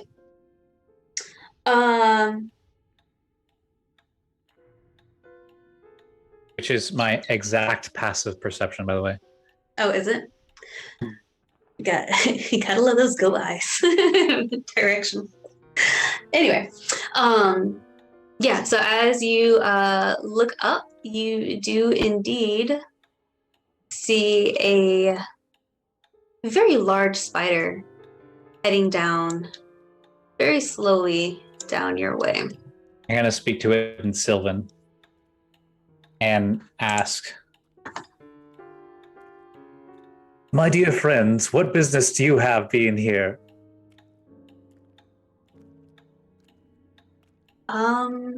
Let's see. Sylvan, you say? And then I also turn around to the group and like, there's a giant spider.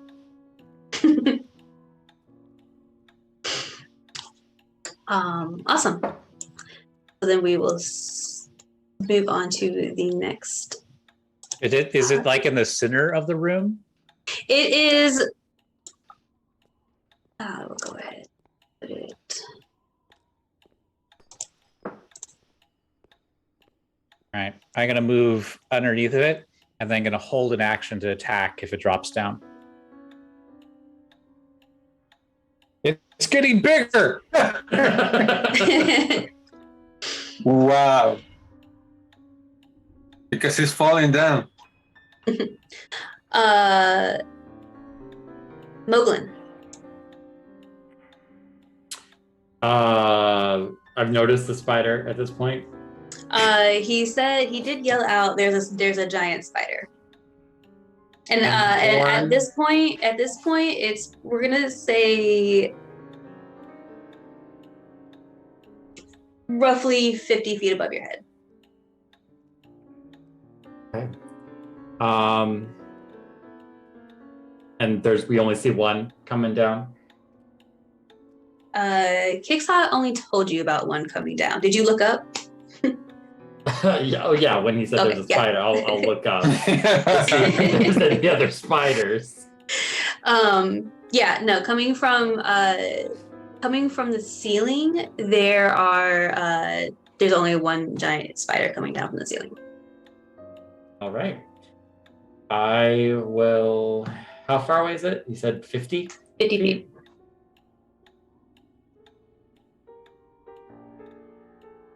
I will move closer. So it's only 20 feet? 30 feet away from me? Does that work? Well, you're going to be staying the same. So it's 50 feet above you. Wherever. Okay. Right. So it's 50 feet above Kickshot and where it is. I'm catching up. Pythagorean theorem, this shit. Figure it out. Math. Should I just leave? Should I just go out this exit door? Do you want? I will.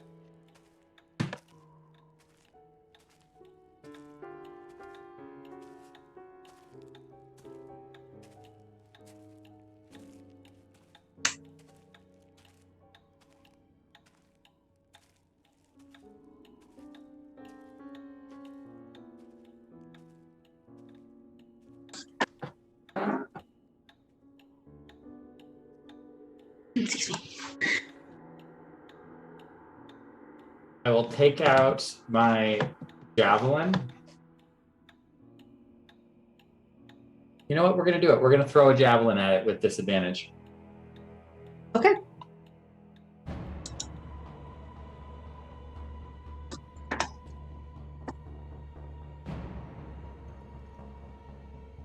Well,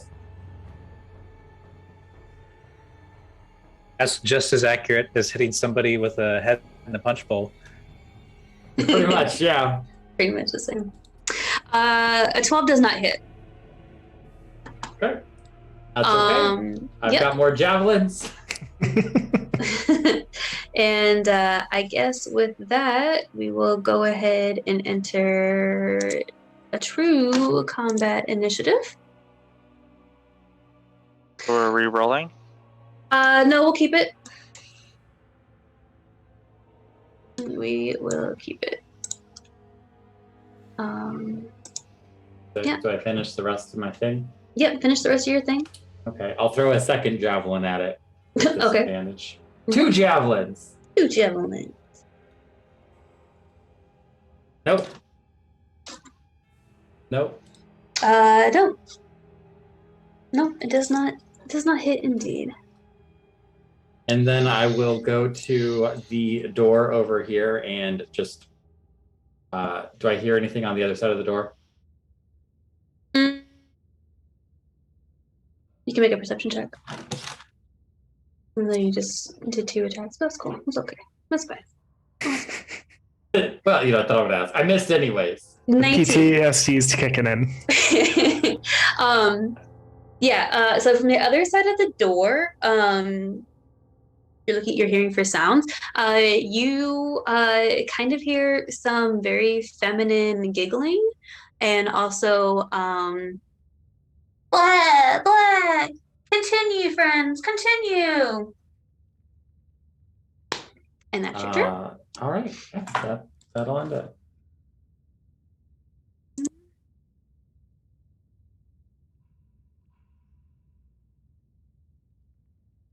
All right.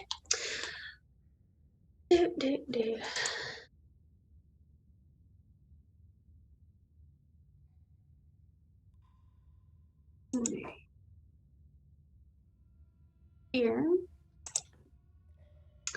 we're going to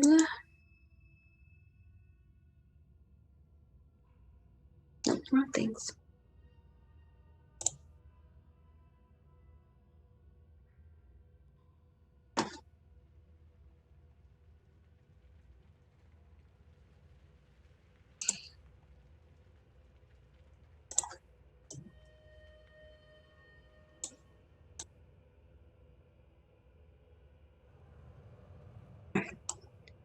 So this guy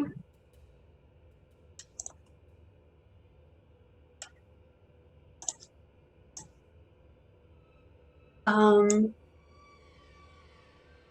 right. So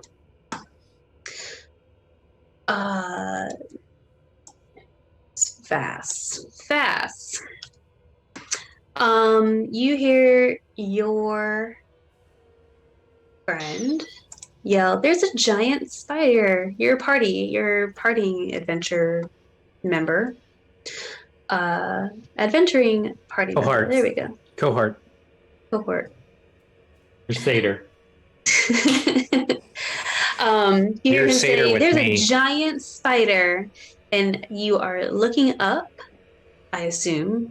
Yeah, you're looking up where your cohort yell, "There's a giant spider," and as you turn to look, you feel on the back of your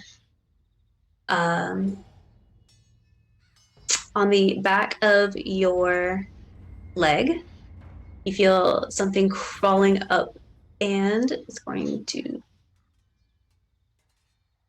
There we go. Thank you. Is this a surprise attack? It is just its turn in this initiative. Well, those look ominous. Yeah, no big deal.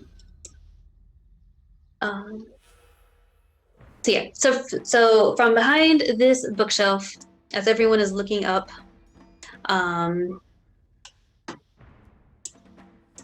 up and over the spiders, this guy is going to come up fast. He is going to take a quick bite. Try to take a quick bite out of the back of your leg. What are you doing? Sure. You can certainly try. You certainly try. That's going to be, yeah, it really is. That is a 11 to hit. Do they enter my reach? They're on you, so you tell me. Okay, so I get an opportunity attack Okay. when they enter my reach. Oh, okay. Before they hit me. It's gonna be Okay, a well, it 13 to misses hit. anyway. Okay. Yeah, that hits. All right. It's gonna then. So it's gonna be 12 points of slashing damage from the glaive of warning. So this thing crawls up the side of you. You turn around and go, "Oh shit!" and you bash it with your glaive, and it falls to the ground dead. Cool. So that was its super fun turn. And- Good job. Glaive of Warning is having an off day, not telling you about that spider. I'm not able to be surprised. Were you Anyone surprised that it within was 30 on you? feet of me can't be surprised. Well, then, as you bash this one in the head, you're like, "Oh, look, there's another one over there." That is heading towards. Oops, that's heading towards your cohort. Big hop there. Okay, well, I've already used my reaction, so I can't do anything else. Okay. That is its turn. It is now this one's turn. In Kickstock, you feel the same thing. You feel something creepy crawly coming up your leg, trying to take a bite out of you. You don't know where. I didn't get my turn. My initiative's at 22. It's still the spider's turn. Your turn was to see the spider. Yeah. We haven't entered like a new initiative round. I didn't restart it. Should I restart it? I guess I should have. Huh? Because I'm last and I still haven't gotten my turn yet. Yeah, that's true. Well, it's because your friend threw javelins at this I thing. didn't hit. It didn't have to start combat.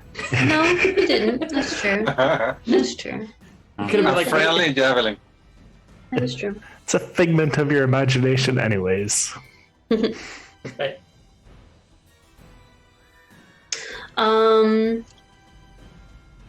Yeah, so you see this thing starting to okay, that's what we'll do. We'll finish this off. This thing is moving towards Kickstock, and that will be its turn. And then Vass, we'll go ahead and do your turn, and then we'll be back at the top of the initiative.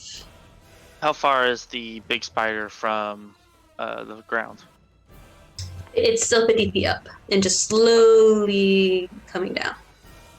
So I'm going to move to here. That is 5, 10 feet of movement.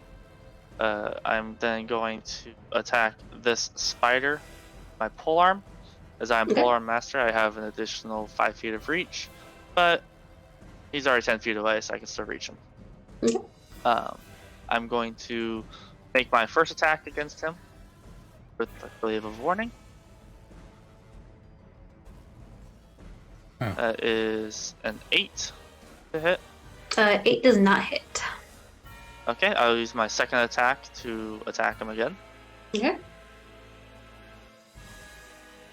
Gonna be a 25 to hit. Yeah, that hits.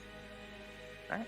Be another D10 slashing, so it's gonna be another 12 points of slashing. Okay.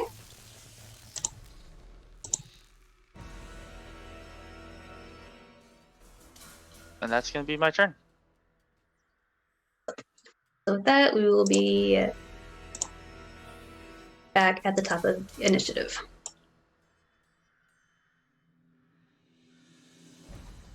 With Duvall. Do I still hear skittering behind me? Yes. Yes, you hear the skittering behind you, and you've been warned by your party member on the other side that there's a giant spider.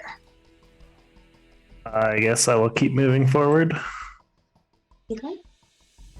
And when I see this big spider, I will look up at him and, what are you doing up there? And I'll cast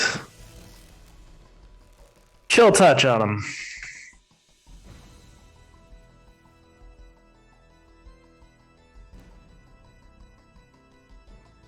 14. for the big guy. On the big guy? Yeah. 14 does not hit. So like the skeletal fingers just kind of grab the web behind him as I miss him, I guess. Mm-hmm. That's no.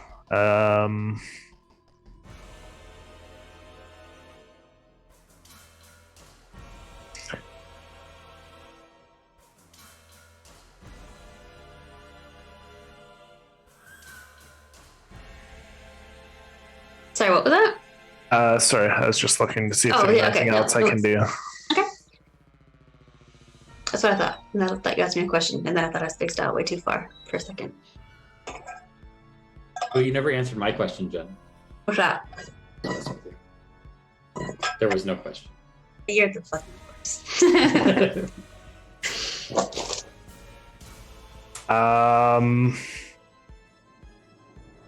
Yes, I'm gonna do it. I'm gonna spend some sorcery points and cast Blur on myself. Blair? Blur. Yeah. Blur. Gotcha. Fun one. What does that do for you? Disadvantage on attacks against me. Sounds great. End of your turn? Yes. All right. And it's blurry.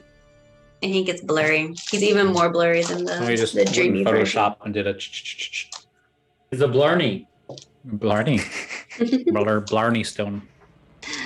Seek. Okay, I move through here. I'll cast my tentacle right here. Dude, just making tentacles come out of the ground? What the hell? Yeah. This dream becomes a nightmare. Yeah, depending on your dreams. And like Yeah. the small spider.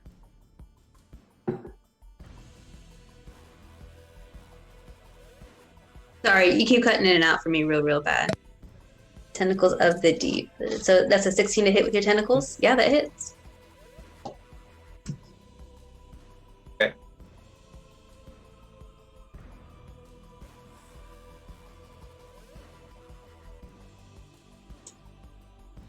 It's putting up some.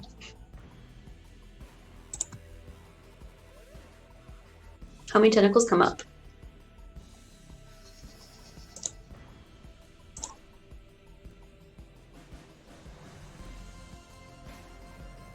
It just I guess it should be just 7. I guess the D&D Beyond adds my proficiency bonus. Okay. Well, this thing only had 1 hit point left. So, yeah, so your tentacles definitely take it out and they squish it. And this thing, see if I can do that. That's what that looks like. So as your tentacles are tearing and squishing apart, you know, the brittle bones of the skull are cracking and the legs are flailing off in your tentacles' arms. Gosh, I saw a child clad in a green tunic that was killing those things earlier. I wish I entered. And this thing is Gonzies also. Okay, and with my action, Eldritch Blast, the main guy. Okay.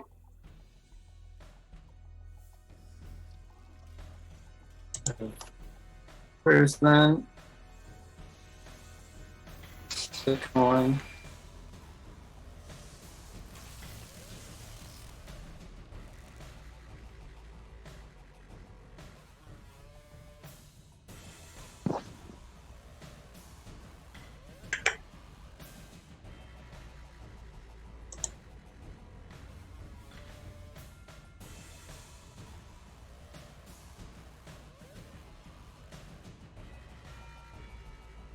The way he casts it, he holds a local vial on the pocket of his jacket, so we'll just use one of his hands with the other hand in the jacket's pocket. This sounds really cool. But again, I'm still having a really hard time hearing you cutting out a whole bunch. So, but a 16 and a 15 both miss the big guy.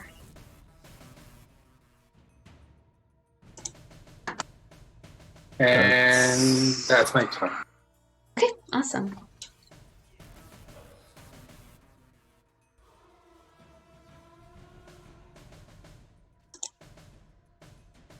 All right, Kicks hot.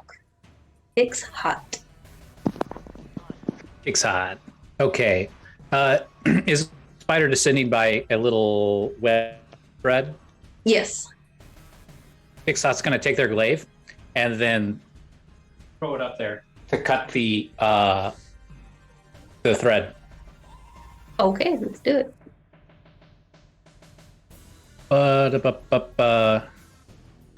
So I'll make a ranged attack. Yep. The 16 to hit it. Yeah, it hits it. Okay. Does it Okay. cut the? No, because let me tell you, when I was looking this up, that I actually looked up like stats about like what like a tensile strength and stuff like this for a spider would be. So this happened. yeah, kind of actually. Yeah, 16 hits. You throw it and you see it take out a good chunk, like a good little rip in the side of the web that's coming down off of it. But yeah, it's still the spider gives a little bit of a jolt, but still descending over top of you, but it has definitely sped up. Great. I use my second attack and I throw it again. Okay. Wait, did it come back? Did you go get it? Does Yeah, it come it's back? magical. Does it magically go back? Magical. Super cool. Got it. The boomerang. Boomerang blade. Very much like a magical boomerang. So another attack. 23 to hit for 17. Actually, the damage number would be much lower because I'm using the stats for a longbow. I'm just reflavoring it. Gotcha. So it'd be 4 points of damage. No, that'd be 6 points of damage. 1 plus 5 for 6. Okay, so 20 total. Okay, so you throw it again and you manage to hit it dead on again in the same exact spot, and you rip it just a little bit more. And the urgency of which the spider is descending on you picks up. It is How now. far away is the spider? I say we run. Yeah, we're going up on. It was 50 and it sped up a lot. Let's So see. Kixok will then look around, say that we should run, and then see if anybody like gives them a heads up or no. Okay. And any response? You guys can use a free action to. I heard the Oh, sheep yeah. through this door, and I'll point to the door where I'm at. Okay. Not fun to spiders. I spend the rest of my movement, and I end my turn over here. Okay, awesome. Moglin.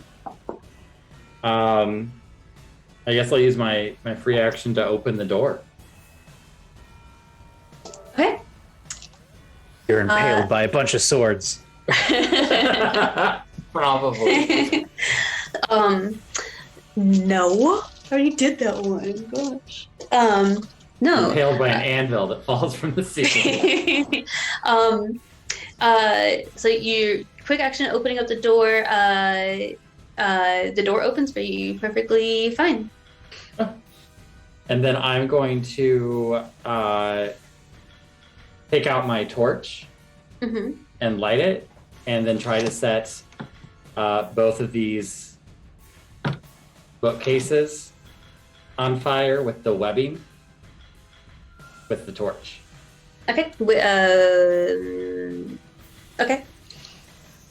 And then call everybody else this way. Okay.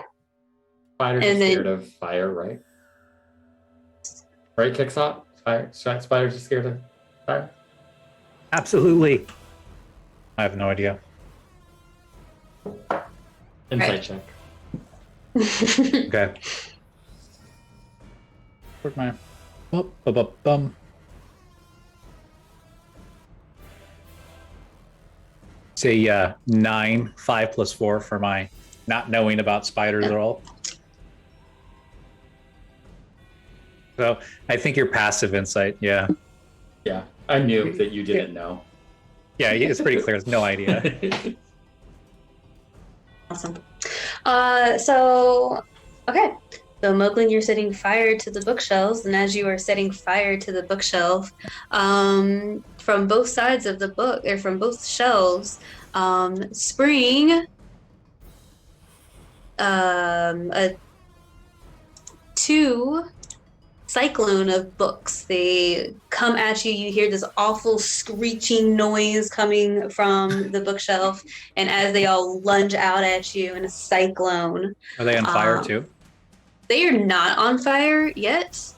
Yet.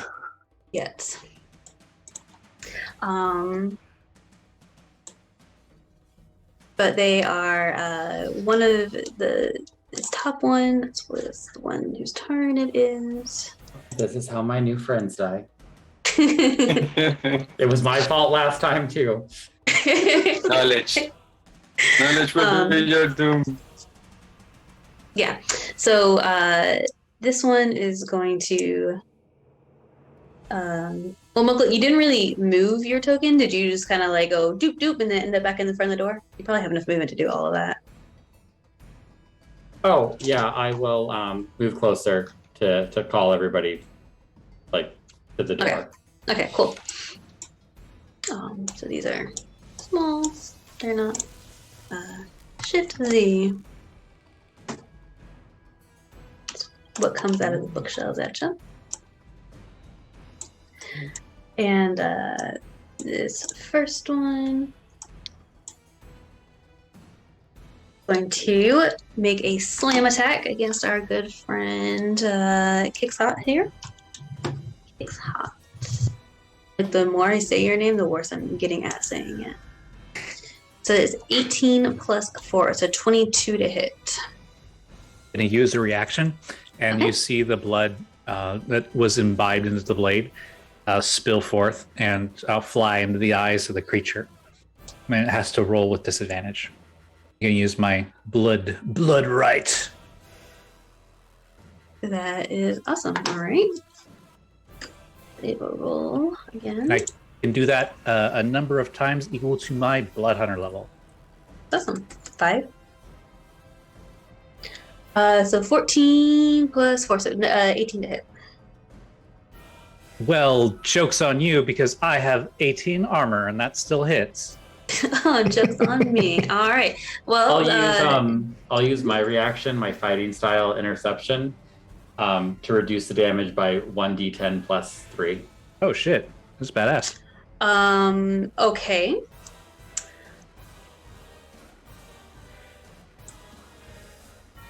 So 5 damage. And then minus Minus 13. Yeah, minus 13. So do you heal? He just absorbs all the damage. Yeah. Awesome. Nice. Nice. Well done. Sorry. I missed way up. Yeah, sorry. Hang on. He did his reaction for the blood. My reaction was the interception. Gotcha. So that was that one's turn. How did you do the Dead. blood thing kicks out? That's weird. It's the power of Inco genes. It's true. Yeah, that's weird. All right. So we are up to giant spider baby girl. Weird. And she is a relative thing. Hashtag deep thoughts. she makes it down to the ground. And sorry, Vass, you're the closest thing around.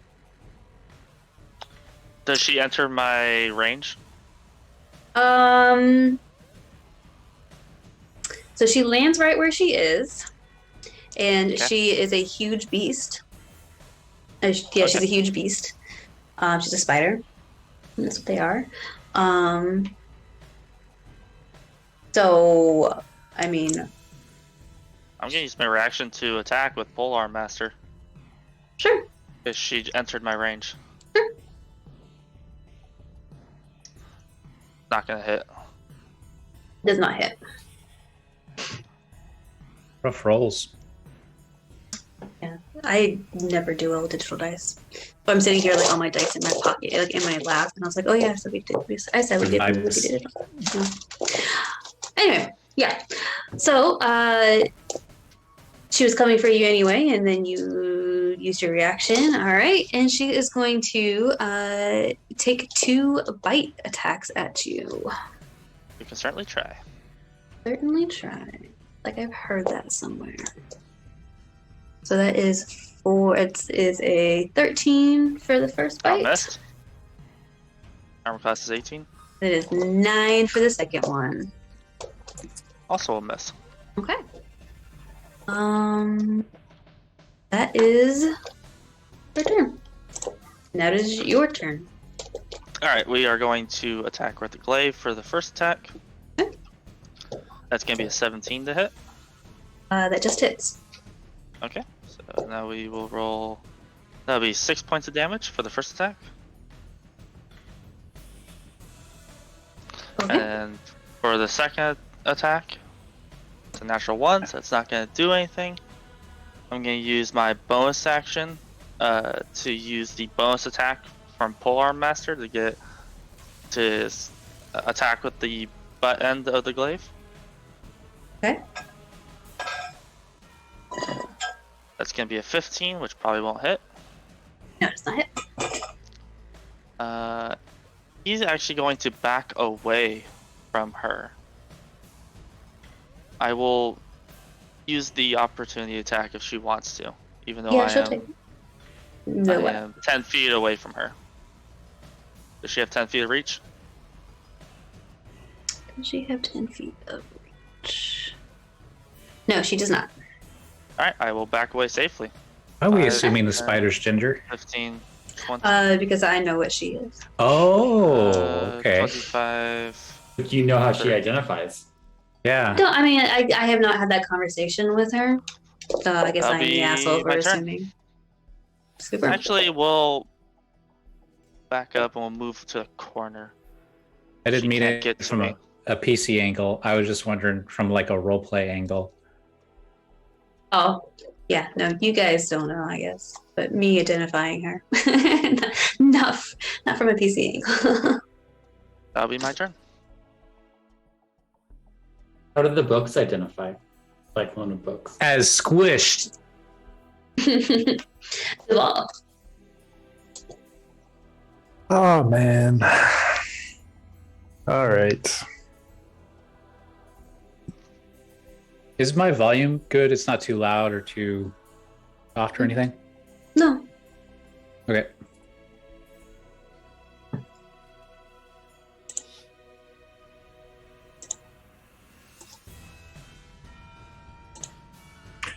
Okay, so I will move forward, look at the giant mess of things everywhere. Misty step, and then use my dash to run through the open door. That's our plan, so I'm gone. Super cool. Okay. As soon as you cross over that door that no one checked out, they simply opened, you find yourself sliding down a very dark tunnel. Bye. Sorry, I only said I heard something. Prepare to go down. Who's sliding down the tunnel? Is it Duvall, you're The bunny. The bunny, can you the dark hop bunny. out? Like I think like if anybody could hop out, it'd be a rabbit. No, I'm not hopping out. The plan was to run out the door. I'm gone. Oh, Bye. that worked better than we thought. I'm just gonna. I thought she was gonna be like, now the swords trigger and take. Nope. All right, so you are effectively off the map. So I will. Apparently, I'm going further and further off the map. Yes. Yes, going further and further off the map. Yeah. So you are finding yourself down a very dark, never-ending rabbit hole, indeed. But at the end of it, you find yourself Impaled. Say it. Oh, the white rabbit.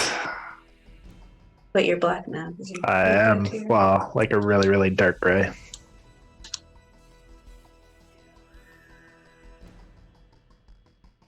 Oh, I heard some girly laughter too. I don't know if that was the sheep.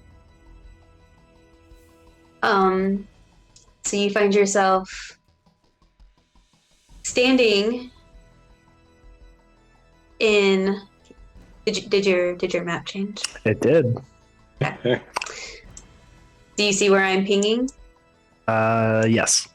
Okay, that's where you find yourself standing in the middle of, but you're not being harmed at the moment. Okay. All right. Well, that sounds ominous. Kasik, it's your turn. Okay. I'll move the tentacle through here. Let me see if I can give you control of it real quick. Okay. And There. Now you should be able to move it wherever you want. perfect. Well, and attack the big spider. Okay.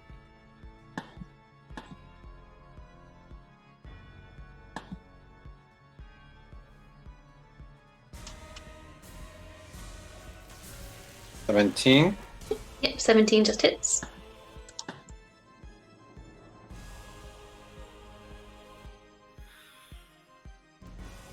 Okay, and it's reduced his movement by 10 feet. That helps. Then I'm going for a Toll the Dead. Okay.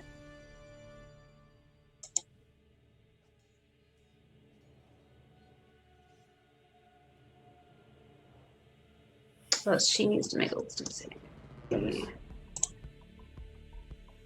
That is that's an 8. That will be 17. 30. Okay. Yeah. And then I will join my friend. 1, 2, 3, 4, 5, 6. And that will end my turn. Right. Hello? Okay.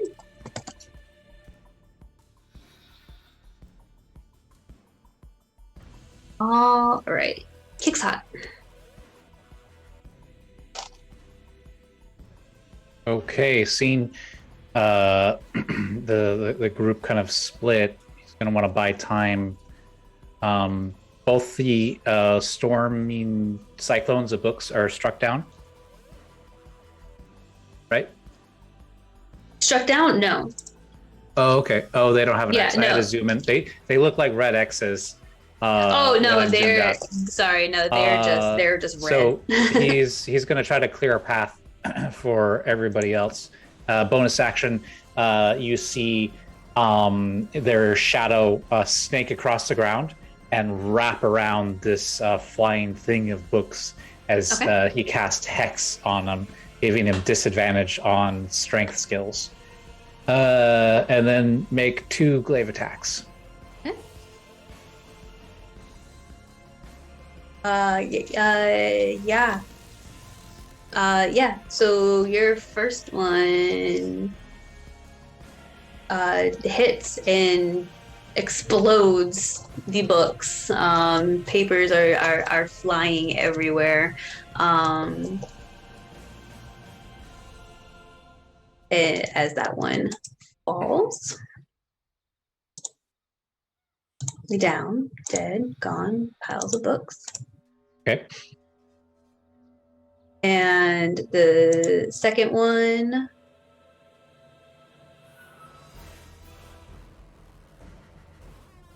no, sorry. Looking at the wrong thing. Did it hit?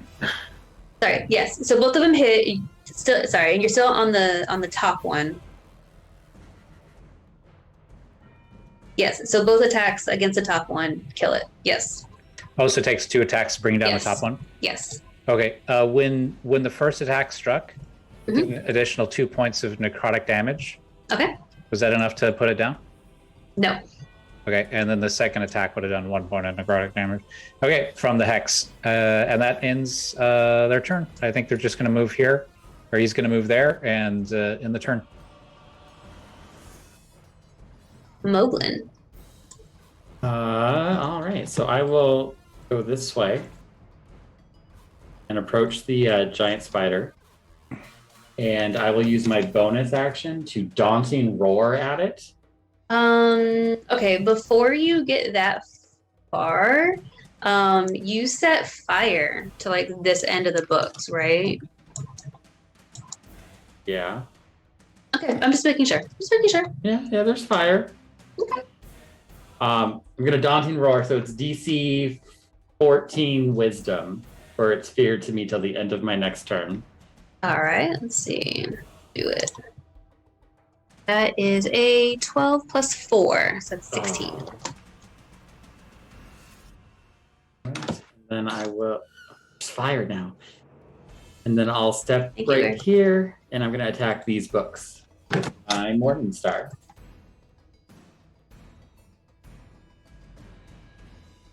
Ooh. That probably misses. That does Nine. miss. Okay, and then I'm going to attack it again. Okay. 26 That hits. for 8 points. Okay. And we'll use a spell slot for Divine Strike on. Okay.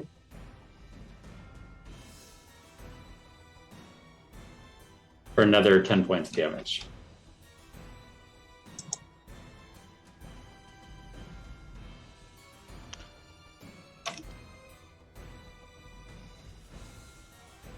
All right. It is still up. And that's my turn. All right. That one is dead. This one is going to attack you back.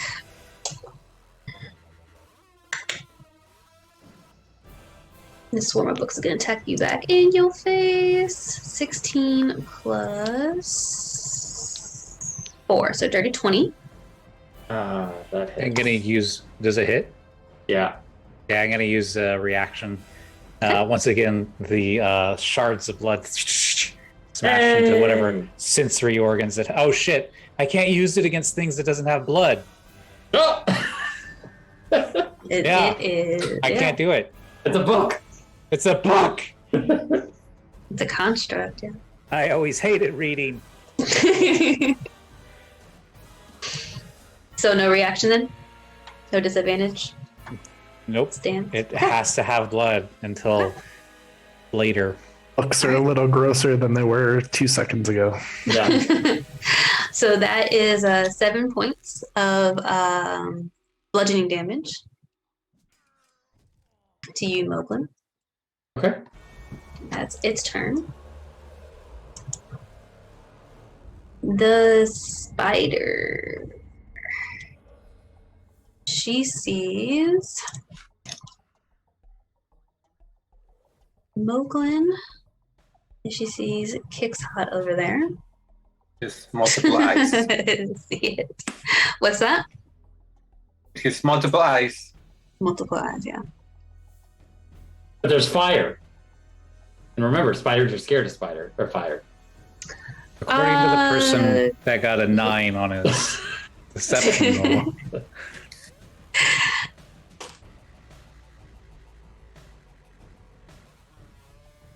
All right, so she turns her gaze onto Moglin here. And she is going to make a ranged spell attack that is going to be 11 plus 7, so an 18 to hit. Yes. I will use my reaction on that, though. Okay. Oh, it misses anyways. Oh, it misses? Yeah. You said, oh, never mind. Then I don't. Armor class 20. So glad I ran away. All right, so that fails. That's her turn. Actually, she is going to skitter a What did little the bit. spell look like?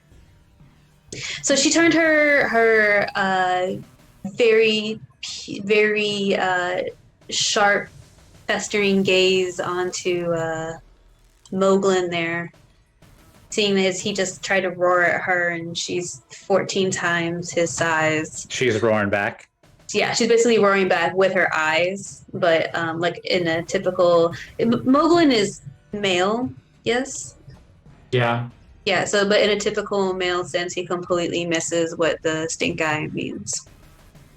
Damn. And Got it. yeah. Oh, I forgot to use my reaction when I got attacked. Oh well. Womp womp. I didn't think I had a reaction that caused damage, but I do. Oh wow. Guess Okay. we'll see you next time. All right, Vass Noel. I am going to take out the crossbow, light crossbow. Okay. I'm going to shoot at the spider with the crossbow. Okay. That's going to be a 13. This. Mhm. Then we're going to use my action surge. Okay. Yeah. Stabbing in. The stabbing in. Action surge. And we're going to shoot the crossbow again. Okay. Gosh. Okay, I guess I'm never hitting. That's it. All I can do. No, it does not hit. Don't you get 2 attacks? I have to reload the crossbow every time. You don't have crossbow expert? Oh, I'm polearm master. 5, so let's go 5, 10, 15, 20, 25, 30. My turn. All right.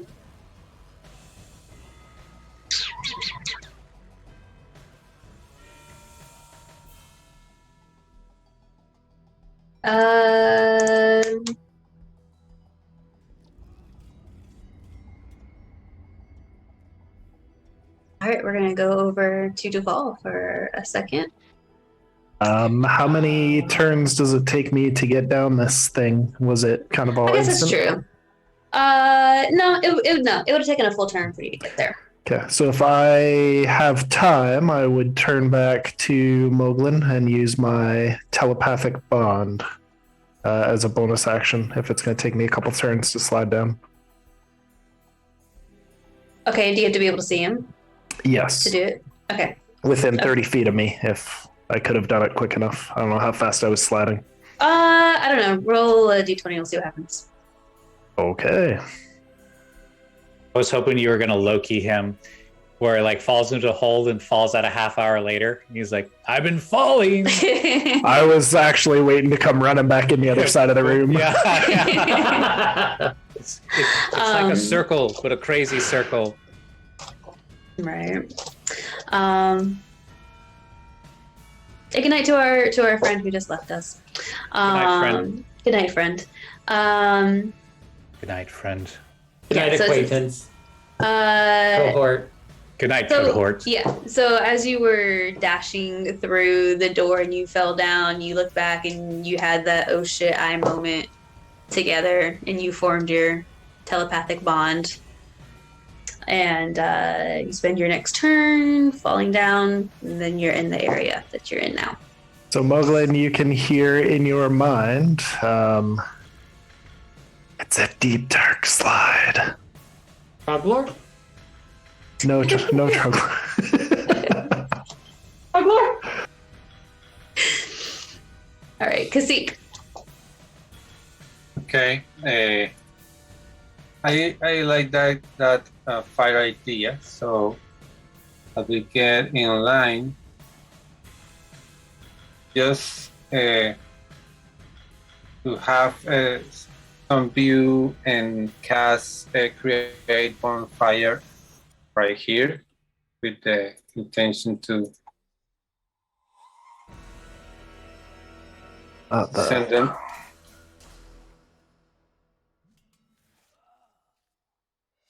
Okay. So there was one, Make a two, dexterity save. and 1, 2, 3, 4. And attack with the tentacle. Okay.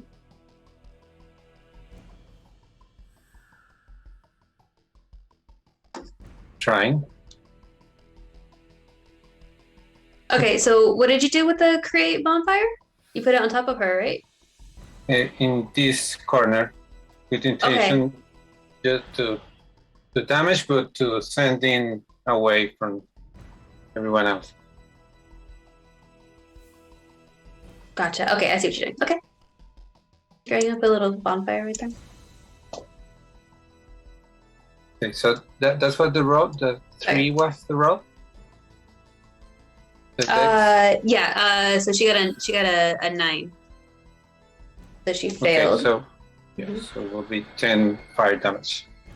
And then go back to the bookcases. Okay. Yes. And that's your turn? Alright. Yeah. Alright. Kick's hot.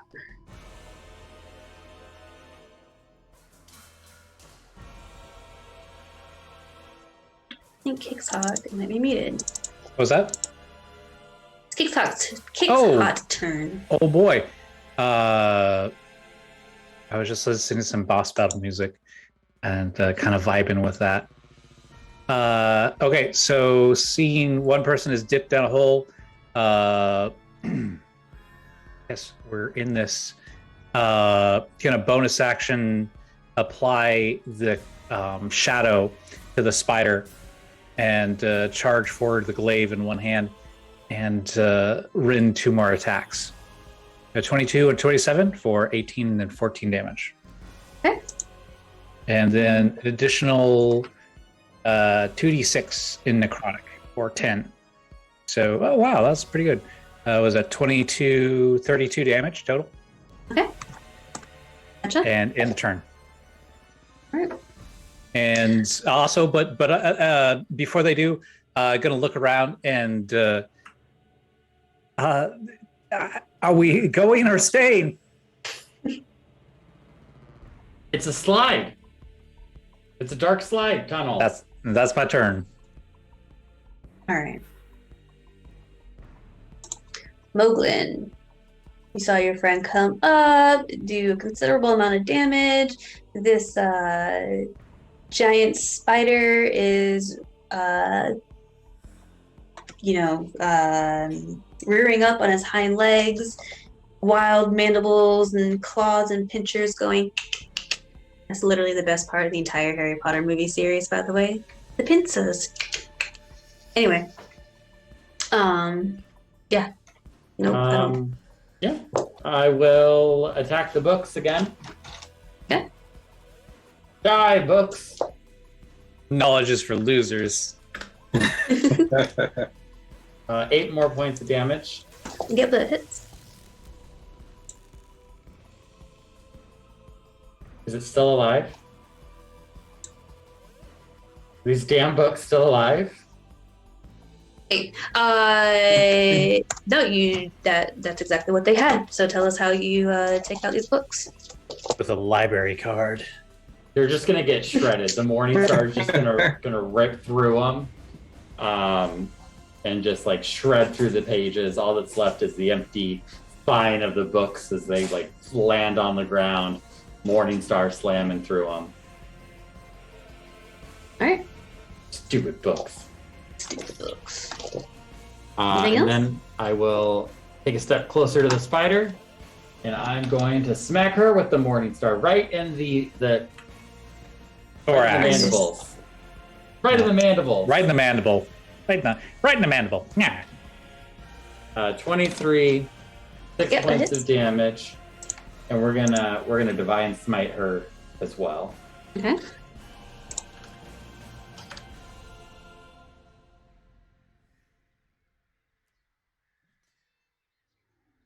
So 6 and 9 on her, so 15.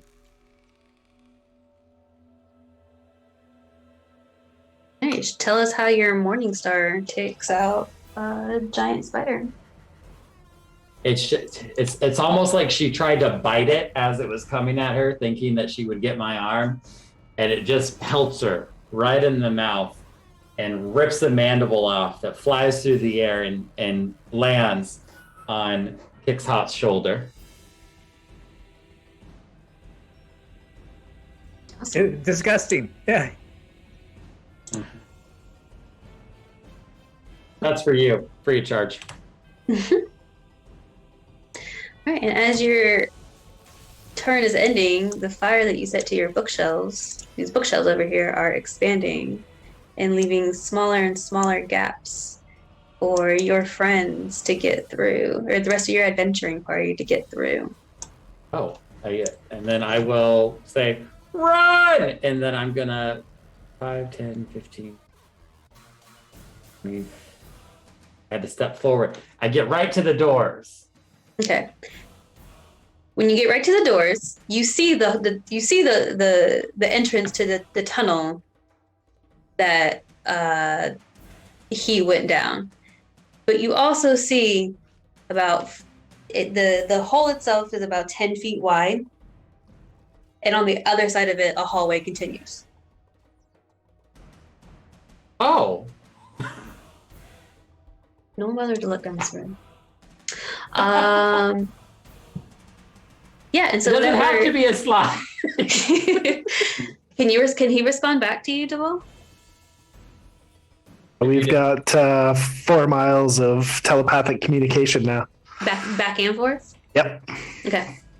So yeah, Moglin, you could say that. It didn't have to be a slide. It didn't have to be a slide, Rabbit Boy. You could have jumped over the hole. Are you safe down there? I'm still sliding. Yep. That's Moglin, and we're basically out of initiative. Going to Kasik, is there anything else that you want to do, or do you have 3 other doors that you could go through if you potentially wanted to? Do you have a narrowing window of opportunity to get through where your members are yelling at? But Vass Noel is here with you if you do so choose. Okay, can I try to widen a bit of it the slide with the cold damage from the tentacle, like to keep it enough to allow me to.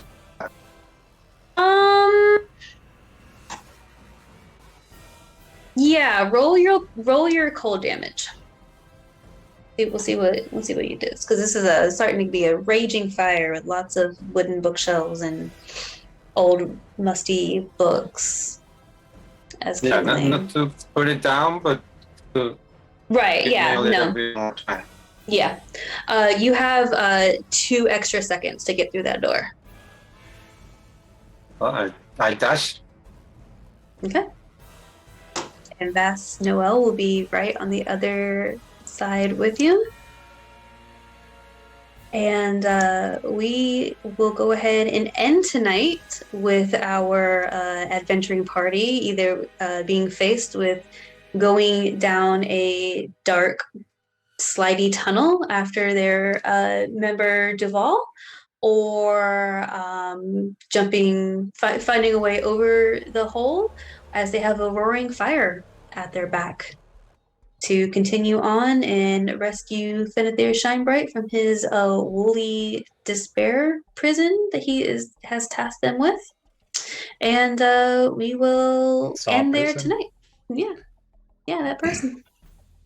We will all get together and see about a part 2. Thank you, all my super great players, for putting up with me while I haphazardly make this weird dream an even weirder reality, I guess.